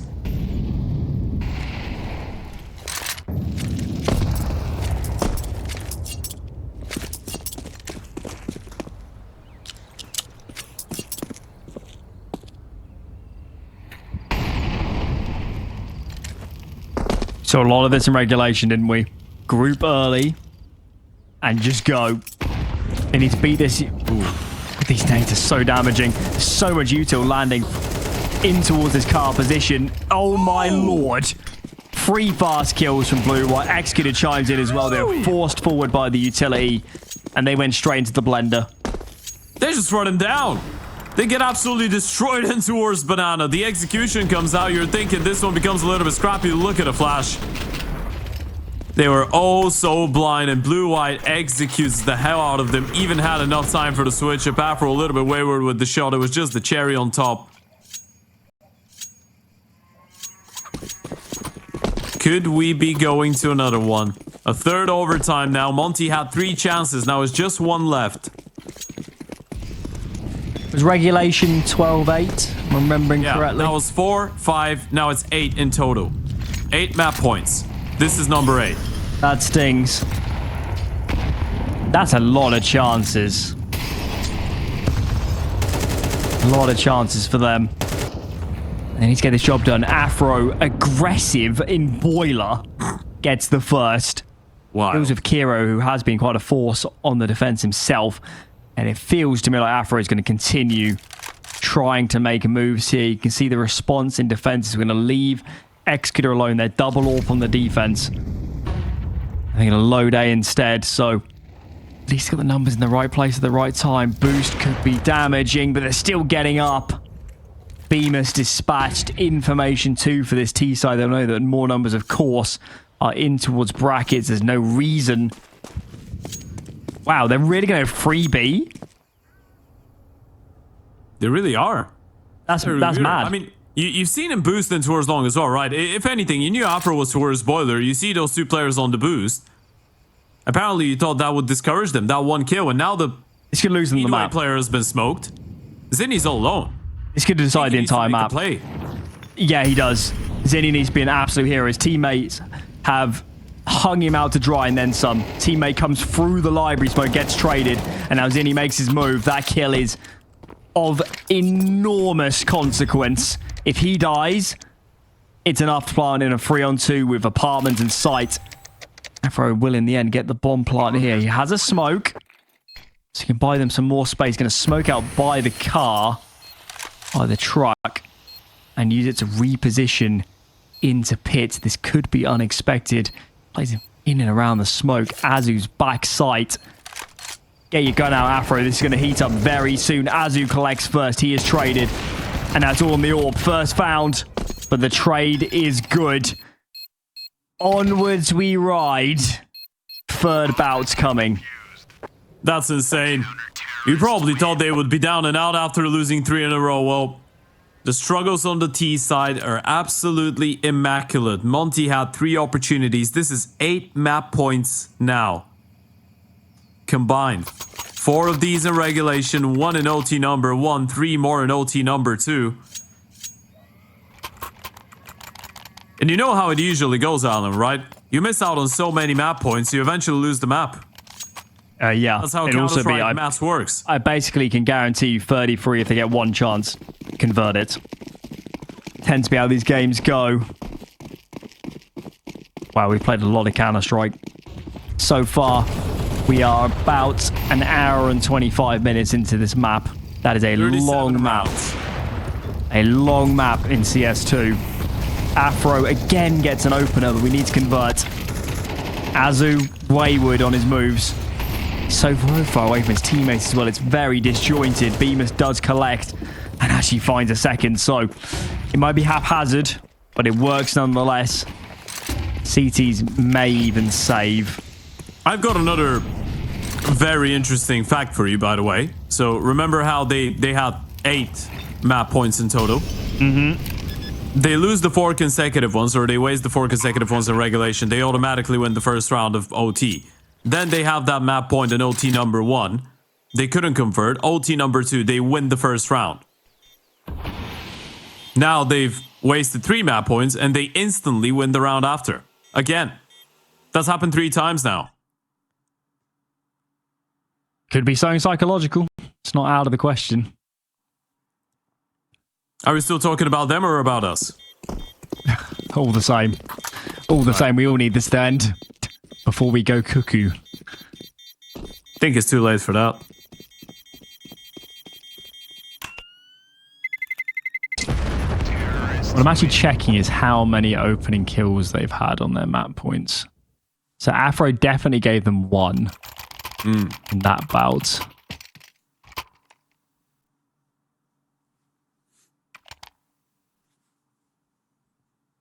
They haven't had that many good positions. No. I mean, Azu, bless him, he's 2 and 9 in opening fights.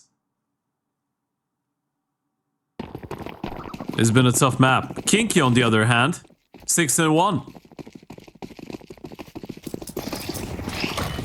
Okay, they had a 5v3 at 18 to 16. A 5v4 at 18-17. And a 4v5 at 19-18 up. Kinky. Not the one to take that opening this time around. It's Executor on that secondary open. He spotted Azu go towards the left-hand side. They know they've got him trapped.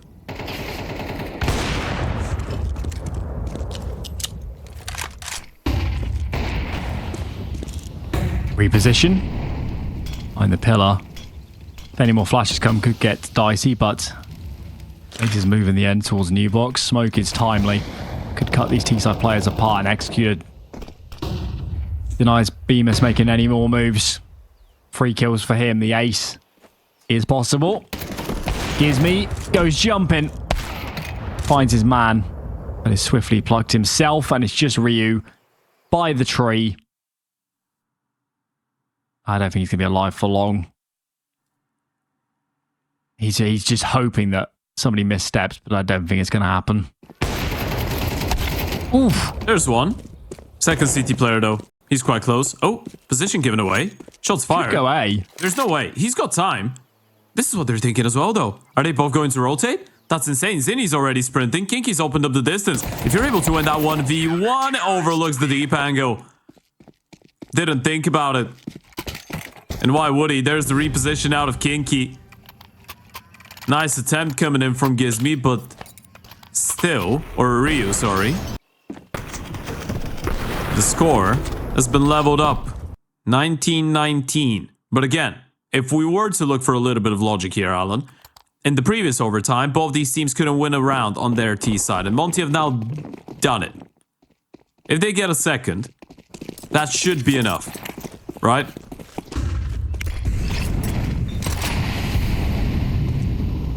At this point, I'm just hoping there's going to be some logic to it. I hope there's going to be a winner soon, frankly. Irrespective of who takes it. Let him go on. Okay, mid Got pop. records to break. They're just going to keep going. They've got a chain of flashes. They have a couple mid flashes, then a wider one from the swing from Boiler out towards the forward side.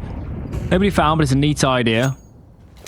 They need to reclaim Banana. They'll know that 4A is a strong possibility right now.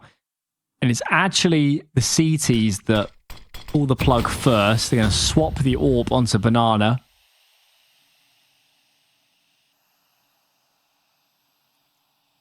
That should still be a B play, right? You see that deep smoke on around 1 minute.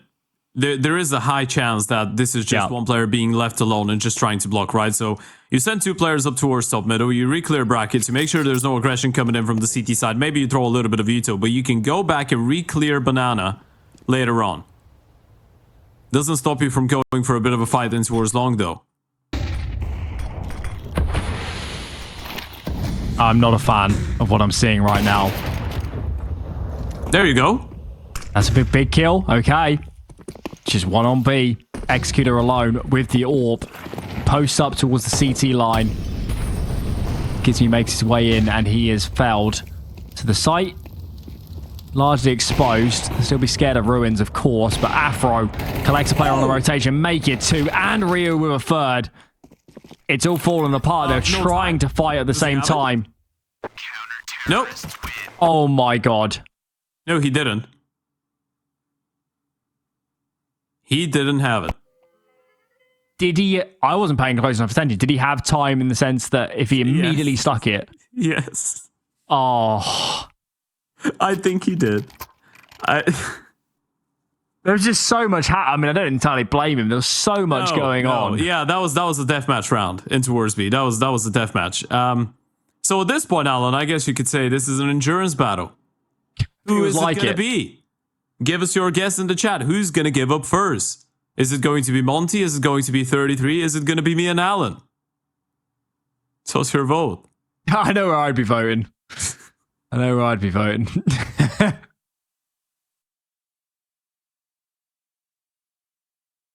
Well, that was a bit tough. If the internet in London mysteriously goes down, you know that I just really needed the toilet. Right. Sure. Yeah, you know what? Interestingly enough, sometimes we don't have hot water here, but Bulgarian internet is quite great. Good for you. Yeah. Cold showers and unlimited internet. Priorities. Hell yeah. Of course. Quite sure what we're waiting for.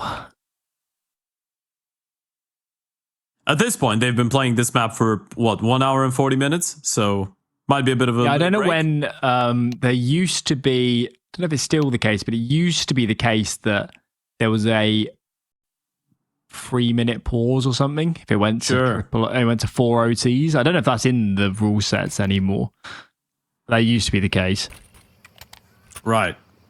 I guess we could use the time just to give everyone a bit of a heads up onto what is to come here in ECL in the next couple of days. We've got the upper bracket final of Venom taking on Sinners tomorrow on Friday. Then on Saturday, there's the consolidation final. Winner of this. And you've got the grand final on Sunday.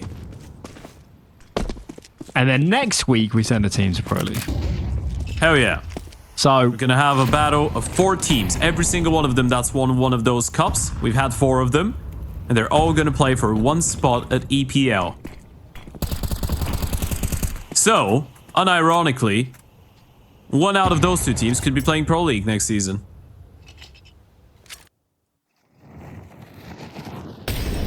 it's a nice thought. Part of me feels like this game's never going to end, so... So we never get to EPL. Yeah. We're into round 6,048 to 6,047, and they just have to call it. The game has gone too long, and they need to start the season of EPL. Yeah. We just need a new set of casters. Those are already too old.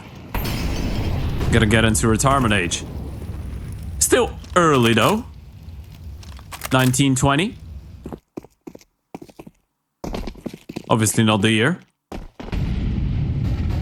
That would be something. That would be something.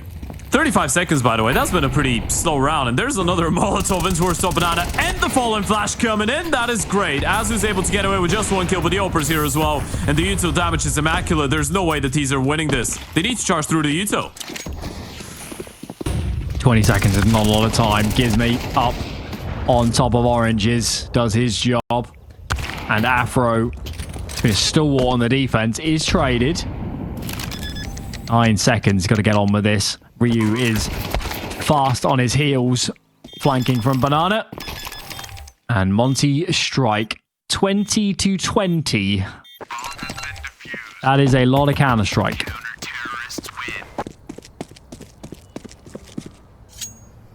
It really is, but that kind of puts him in a good position, right? The magical number we're looking for right now is 22, and Monte on the CT side, this is where they have been much more comfortable so far. So if there was a side on which you'd put your money on them winning 2 in a row, that would probably be the defense.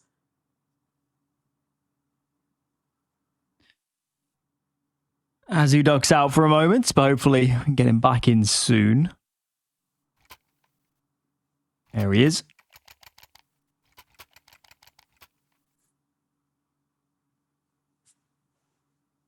If Monte can win this map and this series, given the amount of sheer exertion they've had to put in today, that would be unreal. That was definitely the first word on your mind. Listen, this is a family-friendly channel. Oh yeah. I thought you were gonna say shenanigans. The amount of shenanigans they've had to go through. You know? That's right. Exactly. Yeah.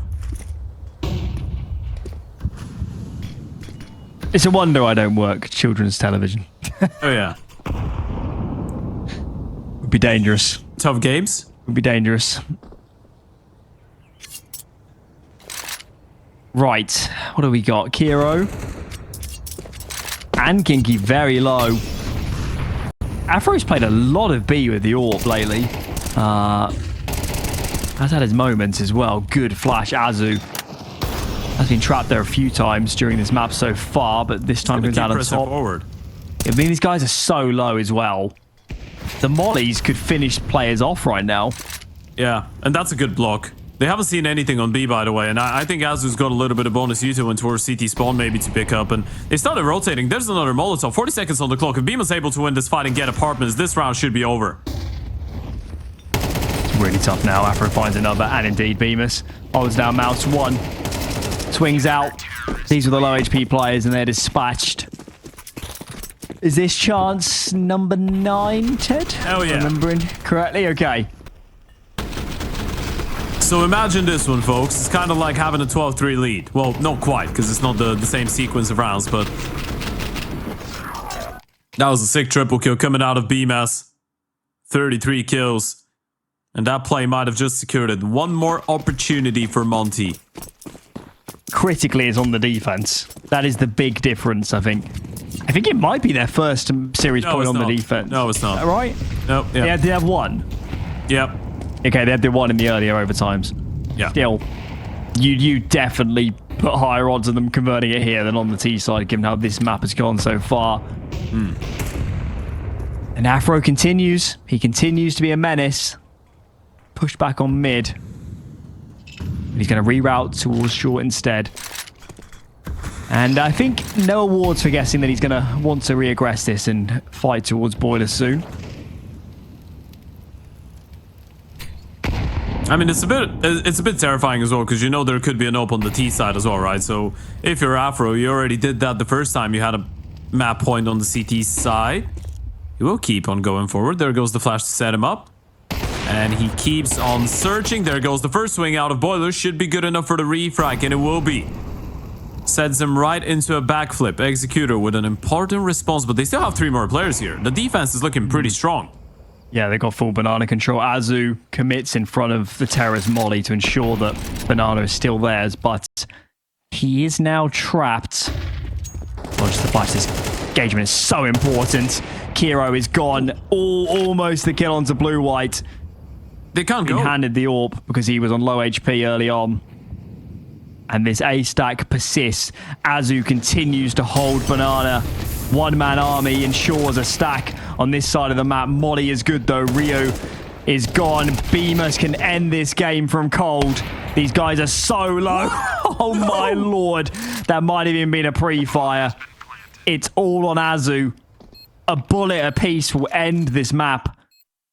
Bring us all salvation.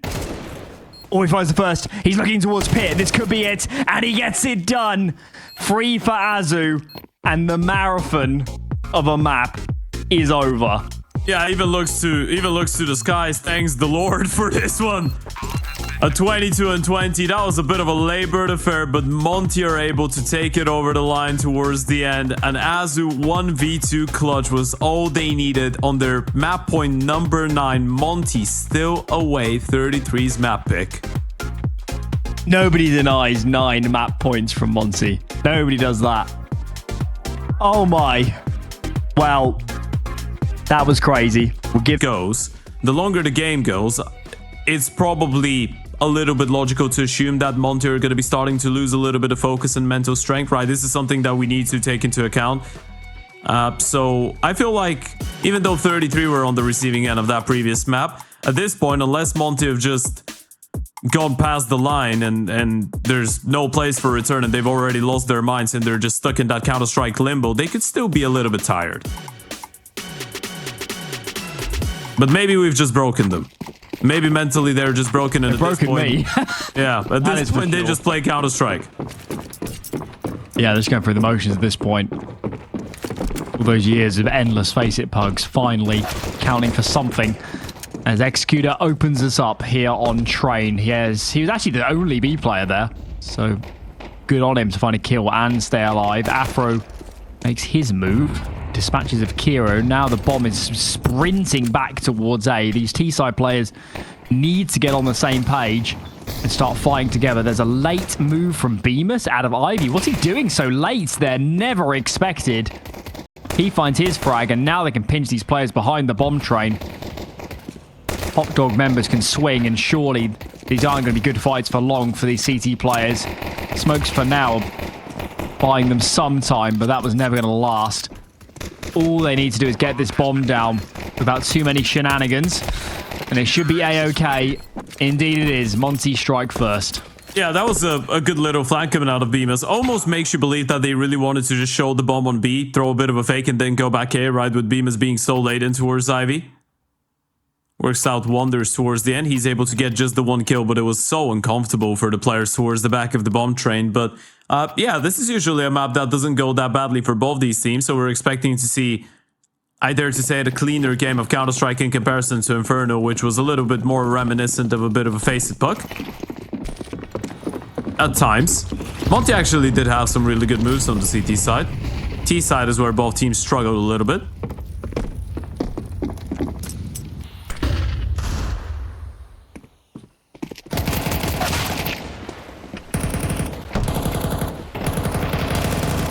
Aggressive move won't come to much. Bomb was here, but they never made it that far. Had to be of consequence. And it's a good start for Monte. It's... I'm not someone that actually puts that much stock in stuff like hitting the ground running and momentum, but for these guys, they just played for so long. that good vibes will go a distance, just keeping the spirits high. Oh yeah, absolutely. You play that type of an exhausting game, you go into map number 2, and if you started off well, you feel like you're on the right path to success, and then for the other team that's just received such a disheartening loss, I guess, it could be a little bit more difficult to get back on stable legs. A 2-0 start on the T side is always perfect. A bit of a bonus buy coming in with the Mac 10 of Gizmy. Might be looking to take a little bit of quick control in towards Pop here. Pick up the pace. It's actually Bemis to get an opening though. That was on to Kinky. And that's an Ivy. And that's dragged a lot of attention in towards the right hand side of the map. Executors alone, they can try and go B. Stalled out now. Gizmy fully had a gap. Meets his demise. Still a 4-on-4. T-side is favoured in this sort of spot. See what they want to do next. Routing players here into Pop. Azu actually going to creep out first with this smoke. Does spot Kiro, but there's a lot of CT players now negotiating their way into position, rerouting onto this bomb site. Blue-white trapped behind the bomb train. Flashed, but still finds his frag. Peeks out, player behind E-Box in Ryu. Can't quite be collected, but still.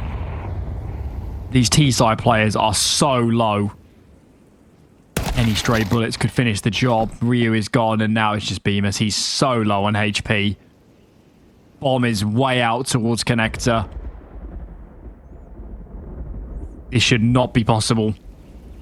No, you just get one kill out of this, you're going to be pretty happy with it. And even that seems like a prize far too big, considering the circumstances. Bemis 16 HP to work with. And all three of these players are just trying to play it as safe as possible. Not giving him an inch to work with, not going for peaks, not going for jiggles. It's just Cairo that's kind of trying to get some information if possible. There goes one, making a double. Bemis, there's no way. There's no way. And the time was running out. He will go down after time as well.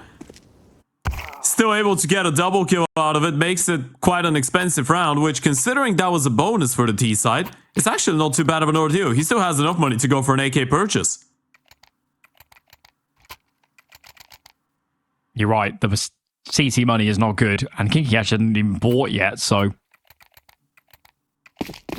not ideal. They need to win this round or at least keep bodies alive, or there's going to be plenty of ecos to follow. Zinni, M4 in hand, is going to play up close towards Sandwich for the moment. In the meanwhile, a bit of a default spread. This terrace side, double Ivy. I like the adjustment. Bemis has been putting a lot of pressure on Ivy in the first 2 rounds, so now you're expecting the CTs to be a little bit more strengthened up towards that part of the map, right? So you just send 2 of those Ts to make sure there's not going to be any aggressive shenanigans. And especially with the lurk smoke coming in, that should drag a little bit of attention in towards main. That's why you see Kinky dump his U2 in towards Ivy as well. You want to block them off at least there. Spam comes in. Afro kind of looked like he was thinking about going through the smoke.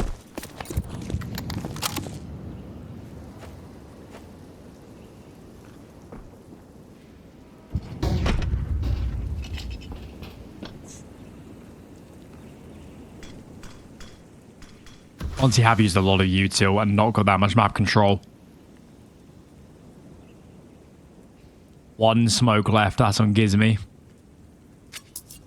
I mean, a lot of it has been, let's try and deny information from the CT side, right? Lurk smoking towards main, lurk smoking towards Ivy, but all of these have faded. The only good news is that Kinky is not really aware of the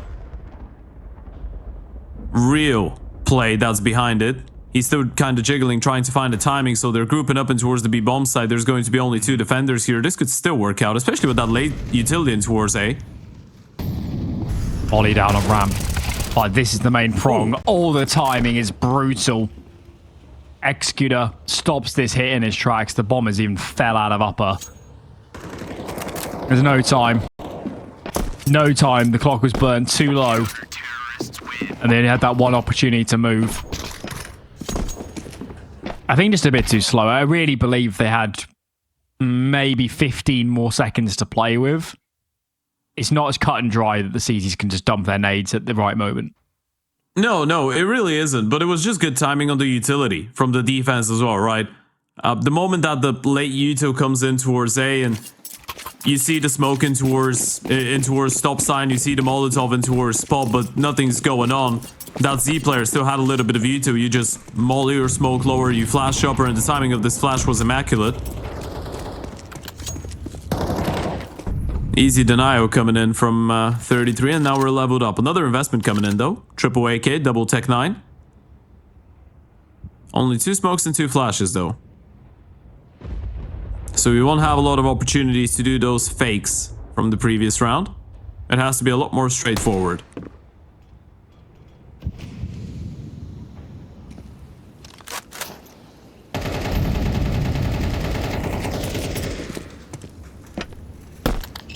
As he's been holding this flash for main, or maybe it's a jump throw for Pop Dog for ages. Use it. Back to his lineup. So a little bit of pressure, but I guess given the lack of utility, there's not many options here for Monte. They basically just have to go. Ooh, that's a big one chance at this. They're going through. Double flash comes in. Blue-white is blinded. Can they dispatch of him? Bemis is very low, and they does the job. Teammates in the meanwhile are covering so much ground. Fast Tech 9 kills. Pay huge dividends, and now these remaining players have the AKs, so it's even Stevens in that regard. Flash comes through as they come through the smoke. Azu can't connect, and Gizmy is traded. Very brave to flash through the smoke. That is crazy. It's an incredibly ballsy play out of the CT side, right? Because they weren't even committing to the bomb plan here, Monte. They were waiting for that type of a maneuver. They deployed the smoke, and in that sense, you could say they were pretty patient. Gizmy was able to dodge the flash, and if his teammate is able to find 1 kill, then they should have been able to close it out. Kairo's the one that was low on HP as well all this time. It's just a couple of bullets that Gizmy needed. Not more than 2 on the rifle. It goes down to the wire, but the lack of a bomb plan means that finally the T-side economy has been broken, so we do go into a bit of an anti-eco here. We've got 3 Deagles to work with. Those are 1 in towards Ivy, another 1 in towards those brown holes, and 1 more in towards main. Escorted by the Glocks.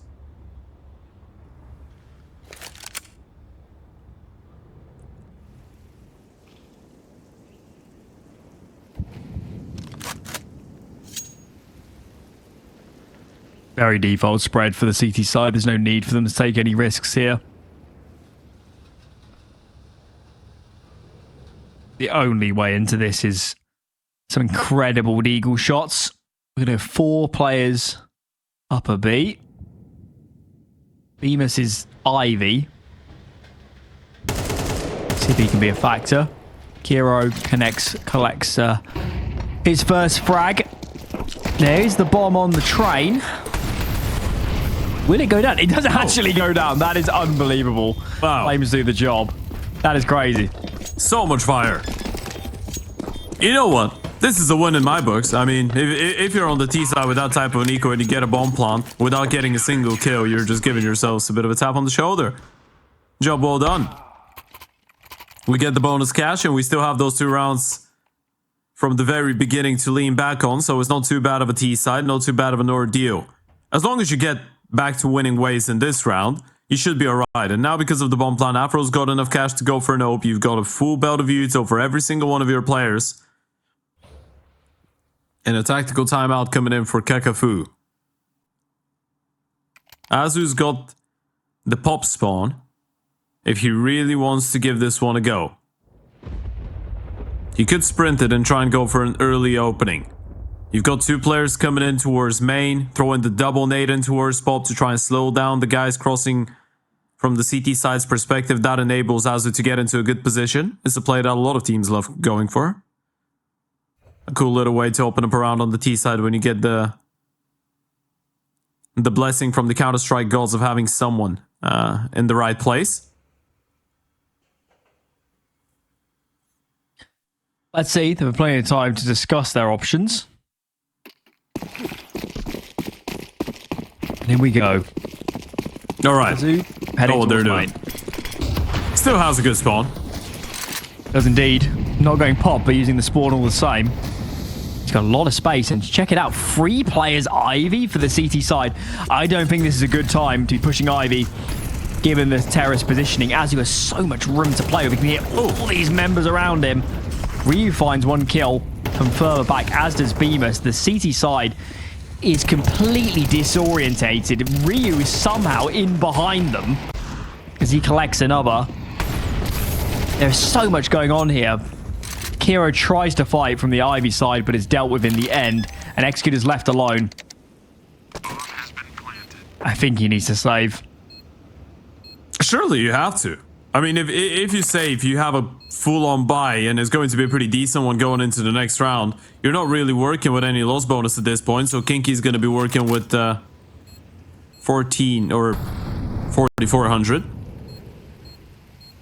It's 1,400 on the loss bonus for every single one of you. And Executor spotted 1. He's going to try and get that kill onto Ryu. That could be a nice little cheeky AK upgrade, but now he's been spotted out as well. So not really a surprise factor anymore, and Ryu will just walk into him. So he does get his kill in the end of the day. Might get the AK upgrade too, and he's got it. Not too bad of an ordeal, but still an important round coming out of Monte, and there was a bit of an adjustment, right? Azu was the one to use the spawn to go in towards Olof early on and try and dive in towards that sandwich smoke. Ryu actually did do that play in towards Pop, and there was an HE coming in, so they did do it, just with another player. And that was a pretty quick one, as you pointed out. 3-man start in towards that Ivy area. And it's all in all a smart call, because this is probably the first time Bemis has not inserted a lot of presence in towards Ivy. And that's exactly when the CTs try and readjust and deal with it.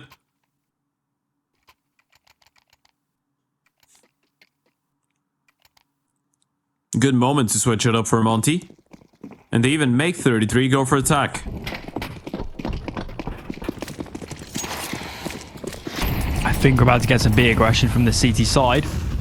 Kiro smashes with his molly. Has to fall back, beating a molly himself. Executor's playing in and amongst a T-side smoke at the moment. I don't know if he's got an angle around it. I doubt it. Gonna wait that one out. And he's forced off in the end, so doesn't come to much.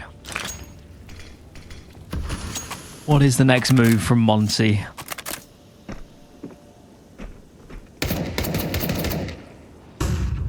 That's going to be another fake. It's a big risk, by the way, to be solo B right now, because they know that players will default in that direction. The bomb is heading towards A. It's been a heck of a read for 33. And now clearing main. Got a lot of map control. Afro. Oh. Takes a bullet in his direction. Now you know where the opera is. They need to pull the plug on this. They don't have main, and they've been spotted in pop. It's just too much to force it out. Might feel a little bit too obvious though, right? The CTs know exactly what the Ts have, so knowing that, they've rotated more players B. It's starting to fall apart. Afro needs to do something incredible. Bemis now on location, but there's another player in Kiro. And from the rafters. And indeed, the cleanup squad is here. Yeah. Real issue there was Monte just didn't respect they fully lost main. Their A fake was pretty limp, and they didn't commit that much to clearing main itself. They were more focused on the site. It did feel a little bit awkward for a second. It kind of felt like they were just playing into the hand of the CT side, right? Just making the obvious, doing the obvious thing, being a little bit passive. So far, we've seen just one quick round out of Monte. Let's think about that for a second. And that was the one where Azu had the spawn and they sent him out A. And that one worked out just fine. So you might be thinking about putting up the pressure and going with something a little bit pacier going into the next buy round. Obviously, that's not going to be it now, as you've just got Azu on a bit of a hero galore. Get him boosted, see if he's going to be able to find something, and then maybe you can try and work your way forward off of that.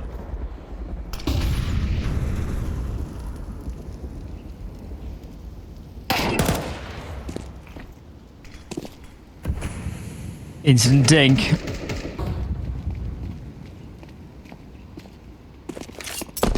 Bemis has armor. They're going to opt for that instead. Toss that gun over. The gig is somewhat up. Another player taking damage.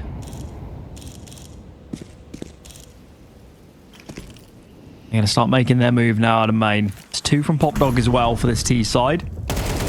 They need early kills, early success in these engagements to get anywhere, and that does not come. Blue-white, absolute cleanup crew. Free for himself and make it a quad. 6 now for 33. It's got to be said, starting to look good for them. Yeah, it really is. I mean, it's still not unrecoverable for Monte, right? But this is where you'd expect to see a little bit of a change. Some of those T-sides so far, some of those T-side rounds have looked rather slow, even stagnant to some extent, where you're just letting the CTs get some of that map control. You're not really punishing them too much, then walking into the stacks, maybe trying to go for at least an early mini play out of one of the individuals to get an opening kill. That could shake things up, right? And maybe that's Afro starting this round in towards Ivy. Oof. And this. Where's the other kill? Oh, it's towards B. Yep. Early fights there. I mean, there's the aggression, right? That's one way to disturb the CT side and give yourselves an opportunity. You sent Ryu to be a little bit more aggressive in towards B. You have the Ope start Ivy. You have Azu take main control. Those are all initiatives that they weren't really taken in the previous buy rounds. Going to be some serious pressure on Kinky soon. Afro looks to be holding. Swaps out for a moment. 3 players here. Flash comes in. Can he find the frag? It's labored. There is a trade. At least some information, I guess, for the CT side allows Executor to readjust, but now it's him tasked with getting this done, and Bemis might take a bullet to the cranium, but dishes one out, back in tow, and AK wins in that regard. Bomb does go down. Nade doesn't do the job either to finish off Bemis, and Heroes doing the right thing, their money. Whilst there is enough for another buy, every dollar could count later on in this half. It looks like such a simple readjustment. The first couple of rounds, you were playing this slow and methodical Counter-Strike, but sometimes the CTs just don't have a reason to give you some of those fights, even if you're patient, even if you have all the ifs, buts, and maybes in check. This time around, you just take a bit of a gamble at the start. You're a little bit more aggressive, the fights go your way, and then from that point on, when you're in a 4 versus 3, it's a lot easier to be slow and methodical. Just wait for the CTs to make a move, but just give them the reason to feel like they're in a position where they need to do so.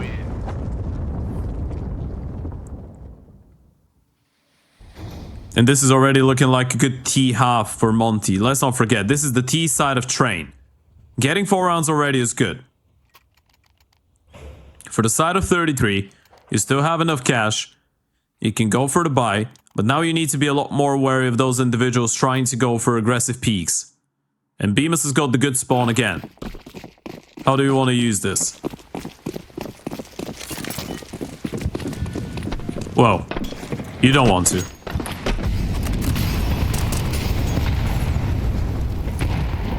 Back to Ivy, though. Ooh. Ooh, that was close. That was a headshot through the train, I think. God, that's just taking so much damage. As is Gizmy.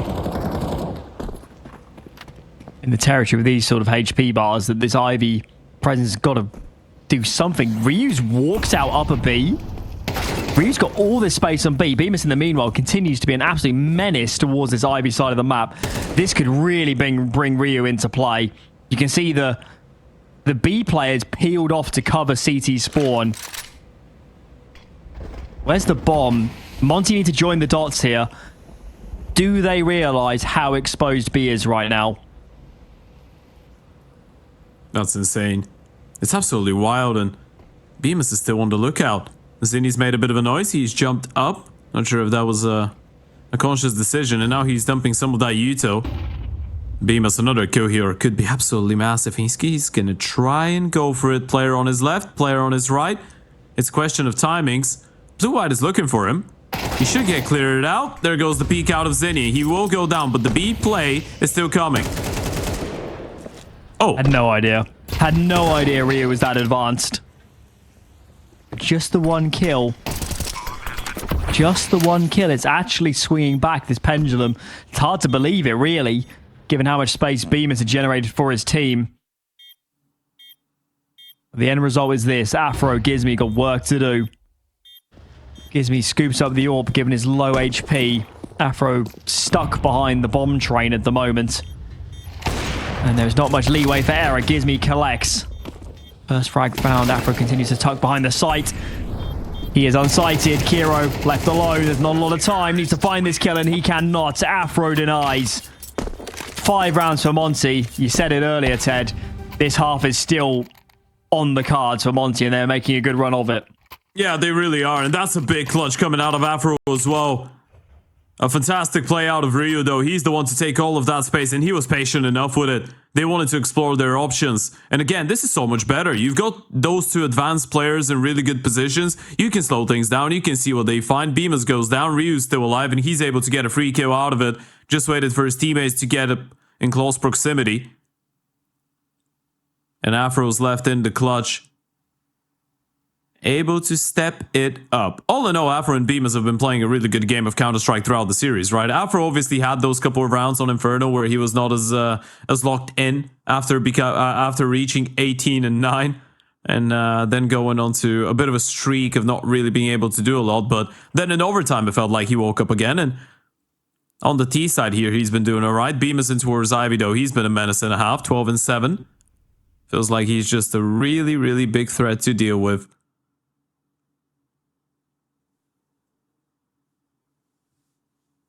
I believe it's just Kiro yet to buy. There he goes. So hopefully we're all on the server. I'm hearing some pitter-patter in the chat, so let's get this going. It's been a long day already. And we're off. Okay. Well, we'll see if the trend of calling continues for Monte. It's been letting the extremities work, really, isn't it? There's been so much Ivy presence. It's almost jarring seeing so much, but interesting to see whether they continue. You'd have thought the CTs might adjust into something else. Early move towards ramp. One player in very aggressively. That's Kiro. So far advanced. I think they run boosted him, Ted, by the way. From what I could see on the minimap. He was so quick. You know, it might have been. I'm pretty sure it was. But if they did, that's a really cool thing. That's a very cool play. Almost a shame he's just good for the one, isn't it? They do have a bit of a double push coming in towards Pop, and this has been the case so far. You force an early fight, the CTs go looking for information. No one's looking. It's bomb as well. Trying to get tricksy with the moves, with the boosting, with the whatever was going disguising noise. I'm not sure. Doesn't work. Now a very tough gig to recover this bomb. Double flash comes in. I'm not sure that was necessary to fight so aggressively into Pop. Yeah, they can still bring this one back. I mean, look at where Kinky is. He's doing towards stop sign on A. And he's been spotted out, so you should know Executor's all alone. Smoke, he's going to give away his position. Switches to the AWP.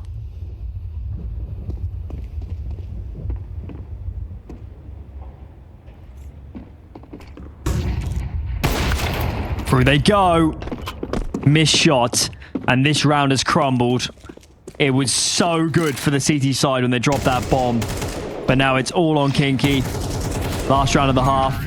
And he is felled. Big recovery from Monte. 6-6. You take that any day on the T-side of train. Quick break.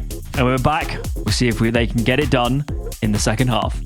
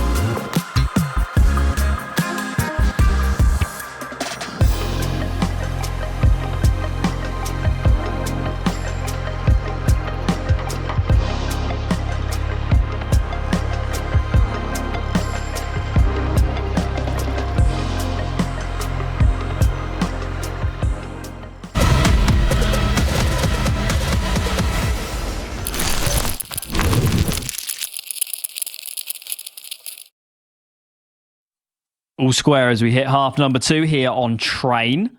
That said, it was looking a bit dire early on for Monte, so good recovery. They're up to 6, and now they're on the defense. CT side, of course, on Inferno.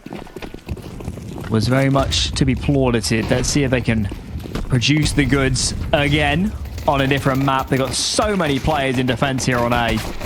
All over this bomb site. Endless fights going down. Afro and Bemis doing so much work here towards the end. 2 fast headshots sees Bemis strike home free for the round. He is having a map. Yeah, he really is. And it's such a relief to see that type of a performance out of Bemis. We were constantly haunted by the question, who's the big star on the side of Monte? Well, might as well be the only guy that spent multiple years playing Tier 1 Counter-Strike a couple of years ago, right? It was just such a long time ago for Bemis. 2020 when he joined FaZe, then playing in Mouse between 2020 and 2023. I mean, we're talking about someone who's played a major, and the fact that that was such a long time ago and he's still 22 years of age is absolutely crazy. But he's still got the mechanical skill. That's the one thing he's never lacked, I feel like. He's obviously, you know, he's definitely still of an age where he can... You could have a second breakthrough. Yeah, but as a good example, by the way, before Nertz joined Endpoint, I believe he took a long break for military service, which is compulsory in Israel. Yeah. And he was like convinced that he'd left it too late. Sure. To actually get up to a good level in CS. Right. Obviously, that was incorrect. That was right after he was... I think I know about the time period you're talking about, because obviously he played... 2020 and 2021 he took out. Yeah. Because he was playing on Nom before that Israeli team, and a little bit on Finest too, right? Yep. We're talking about the team where he was playing with Mestau as well. It was kind of there was a bit of a rivalry. You had Spinks and Flamesy playing on the other team. I don't remember the name right now. Aquis, something like this. Who knows, man? It's never too late, brother. Jax broke through after 25, so hey. Either way. Yeah, I'm pretty sure he was old. I think he was about 23 when he came back. Sure. Like again. Also, like a player like Roy had his best form at like 28. So happy. Absolutely could be done. Yep. I mean, he's an IGL, so it's a little bit different, but you get the point. We going straight in. Feels like it. Only Ryu is on this portion of the map. Oh yeah. He really needs some rotations. Gizmy might have to brave the flames here to help his teammate. 2 players rotating through the back lanes, but I think they'll be too late. Ryu's in a real tough spot here. Does find one, and actually a second. Hold on. The silencer paying dividends. How have they not killed him? He's still alive. What? And, okay, that was Afro. Felt like a third, but he's absolutely done his job. Afro, very low HP. Really needs Bemis to take the first engagement. As this bomb loops back. He's going the long way around. A bit of a sweaty gamer, isn't he? Look at Bemis, though. He's moving all the way in towards main. He's going to start hearing the steps now. He's already won it. 17 HP. Bemis is already here. He's just one step ahead. A double kill. Another one. 19 and 8 already, but you got to give a little bit of credit to Ryu as well. He was like a ghost on that B-bomb side. It's 33 to 14 for Bemis and Afro combined. That is absurd. We haven't even played that many rounds. We're going into round 16 now. What a map they've been having. And that has done bad things to the 33 economy, hasn't it? They're forced into this half-buy position.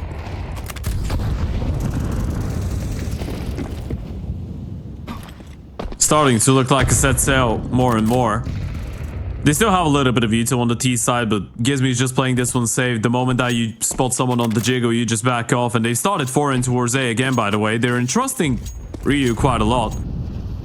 Even though there is pistols, so yeah, you don't want to leave him alone for too long.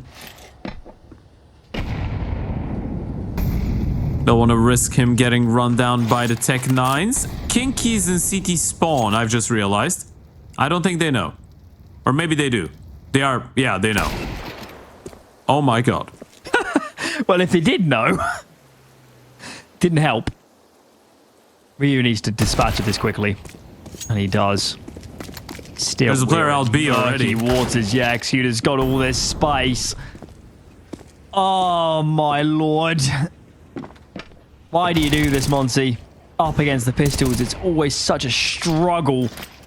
But I guess when you've got Bemis and Afro left alive, it is not a done deal. Here they come. Your shots being dispersed. And Bemis collects another. He is saving the day. This is what they lacked yesterday when they played Train. There's some hero makers to bail them out of these situations. Bemis is just an absolute unstoppable force at the moment. You can't kill him.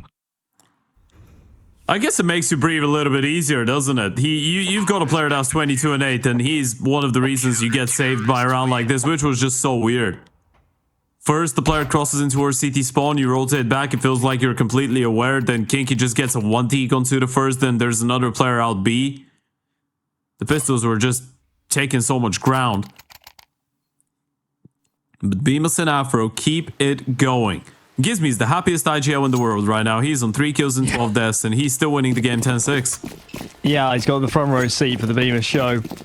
Bemis has as many kills as Gizmy, Azu, and Ryu combined, which is pretty crazy. What a performance. Yeah. Okay. What do we have in store in this round? 4A start, no surprises there. At some point, Ryu will have to call some teammates over. I'm gonna CDO boost. Important. First you get on top of your teammate, then your teammate gets onto the boost. And then you fall down and you almost get the kill. It was a close call out of Afro. And again, these rounds have been starting in a lot of spread around defaults from the T side. You've got Executor poking and prodding in towards the B bomb side, a little bit of presence pop. One player throwing a little bit of Ito and Ivy, and now regathering with the bomb carrier as well. Just trying to bait out some of that CT side utility, but all in all, pretty slow. T side being implemented here out of 33, and you don't really have too much to work with.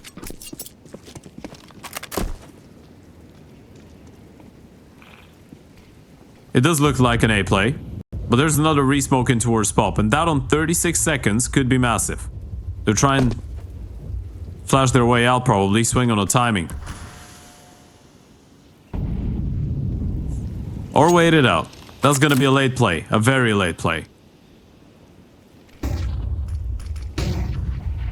Here we go. Barrage of flashes, and Azu cannot finish his food. Afro does find one. Can he find more? Smoke now blooms, and he does collect a second. Ooh. Oh my lord, this is a hold and a half. Afro through the smoke, and time is gone. Wow, that is potentially a round winning. Well, beyond that, pretty much a series winning hold at that point. I feel like it was, yeah. And Afro's, I'm not sure if he had a nade to break the smoke or that was just bullets firing through. Obviously, the first one, I think he was able to spot the player. Second one is a massive difference maker. And you lose the first player on the side. Azu starts spamming, but he's forced to get back to safety. And then he's able to get a double out of the back of the bomb side as well. It was a bit of a weird one. Actually, not a double, but a singular and staying alive, which was still impactful enough. And then, of course, Bemis was able to charm in with another. Obviously. Afro's quicker. Yeah, it's been his day.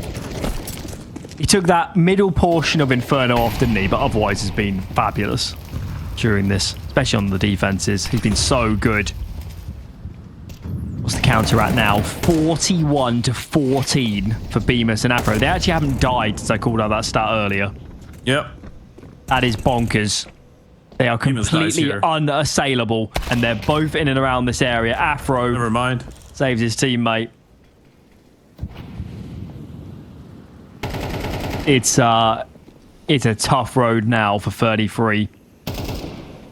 Oof, they do collect Gizmy, and Bemis is low. Ryu called over to support his team, and they collect Afro. This has gone from bad to worse for the CT side. This round was all but over. The map was all but over. And now we're starting to slip. Ryu drops the bomb. Does he want more swings? Cannot find the frag. We calling that a 33 recovery or a Monte stumble? I'm calling that a bit of a... Yeah, a bit of an That was a... it just fell apart. Monte should have probably converted that, right? That was what, a 4v2? Yes. Yeah, it was. And then you just go into a couple 1v1s. They don't go your way. Bemis was always low on HP, so I guess he was never the one to be left in that type of a situation. Ideally. Afro going down was the real difference maker, it feels like. Those are the types of rounds that could mean something and make a difference. Afro, mollied out, flashed. Good protocols coming out of the tees to make sure that the opener is not going to be able to run away with a free opener. He does want to go back for more. Nate and Molly into her spot. That one's going to land flush. They want to fight. Perfect. Afro has been... He's playing with such confidence. He's in that state where he just knows he's going to win fights at this point. He's gone down. Where's that? That's Ivy. Okay, so Kinky took a lot of space in the meanwhile. With all this fighting elsewhere, they need to deal with that player. Or at least not be exposed to him. But it's causing a lot of movement on this A-bomb side, isn't it? They can't look at PopDog. They can't look at main. I guess Gizmy is covering PopDog now. He's got aggressive, so... Does alleviate some pressure, but still...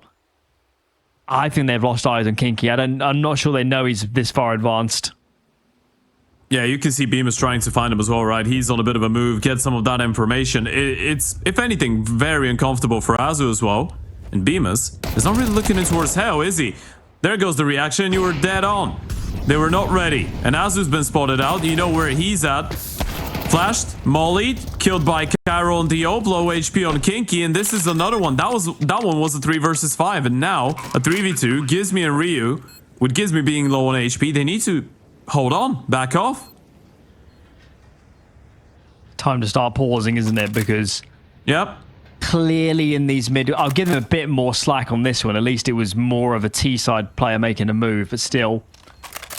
Something's getting lost in translation. They're in such advantageous spots in both of these rounds that they could honestly play retake on one of the sides, couldn't they? And just crossfire every possible angle. Or in this case, fully give Ivy and whatever play into PopDog, maybe take main. They just don't get on the same page and they feed in piecemeal yet again.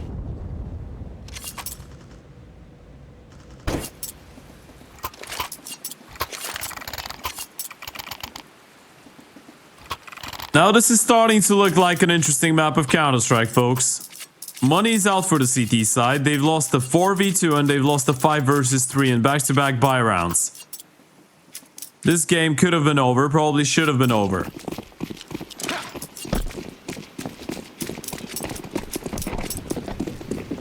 It's pretty on now, though. 3 rounds the difference. This one just the hero M4s between Gizmy and Ryu. And Ryu's gonna try and get something. He's got the support of one of the ESPs. White Swing comes in. Rifle 1. Make it a double. This is not too bad, especially if Afro's somehow able to get out of here with the rifle. Is indeed. And wow, Azu at range? I don't know if... Did Bemis even pepper him up? I'm not sure he did. Either way. Cast our eyes now to this A-bomb site. Gizmy's here. Gizmy with a heck of an off angle, collects it. And despite the lesser weaponry, this is looking very, very good for this CT side. They're well spread. Then he pushes the smoke. Does Azu get a read on this? He starts to clear. He looks behind himself very briefly there for a moment.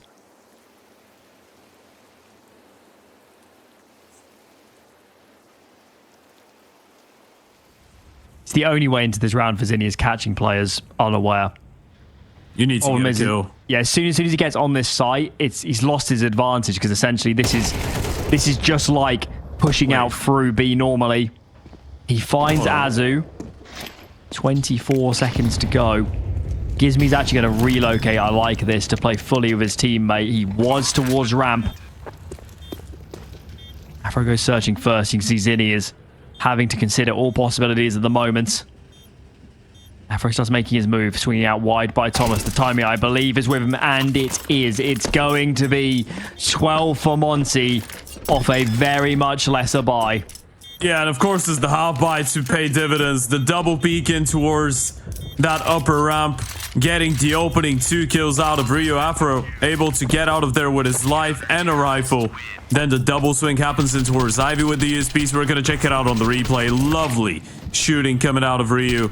And Gizmy just needed to shoot that one player to the back of the head, and he did perfectly. 12-8. 4 map points. Don't. Looks a little bit familiar, doesn't it? Don't do it. Don't do it. I want to be in bed I'm just saying, before man. midnight. We've been in a similar situation. I've been here before. I've seen Have this. they learned their lesson? It's got to be said, actually. It's mind-blowing to me that Monte are playing their cleanest Counter-Strike this late in the day. Of all the games. I mean, they're getting their cleanest win. I don't know about playing your cleanest Counter-Strike, but you're getting your cleanest win. And Bemis and Afro, massive credit. 44 kills, 19 deaths, 20 deaths. Just as you praise him. Falls by the wayside. I mean, in order for this game to go into overtime, he did need to lose that fight. Mm-hmm. What's Azu gonna do? He is hella exposed to Ivy and decides my one route out is forward. Where's he going? He's gonna go up the stairs. Executors defaulted towards B. There's a lot going on here. Ryu's clearing CT spawn right now. And that's where the T's are headed. When is this game of musical chairs going to stop? Look at Rio, though. That angle is very powerful. They know exactly what's going on. And Afro's going to move back up as well. Oh, actually going for the peak. That's a little bit risky. Afro's going to go down for it. Rio needs more than one. There goes the first one. Tries to hold the spray. Damage done. Goes for the repeat. Cairo's there with the open. Another refrag coming in, but there's an M4 in close proximity. And are you ready for that position out of Gizmy? There goes one. Make it a double. Low HP makes the job easy, and the time is running out. Executor just doesn't have it. Doesn't have enough time. Even if he gets the one kill, this one is over. Monte are going to be going into that consolidation final. Executor can't win it, and in disbelief, he shoots around as 33 fall down to Monte in a 2-map affair that felt like a 4-mapper. It's a huge recovery. That was not a great start for Monte at the start of that first half, and they win so many rounds after going down 3-6 to close out the map. It has been, well, quite a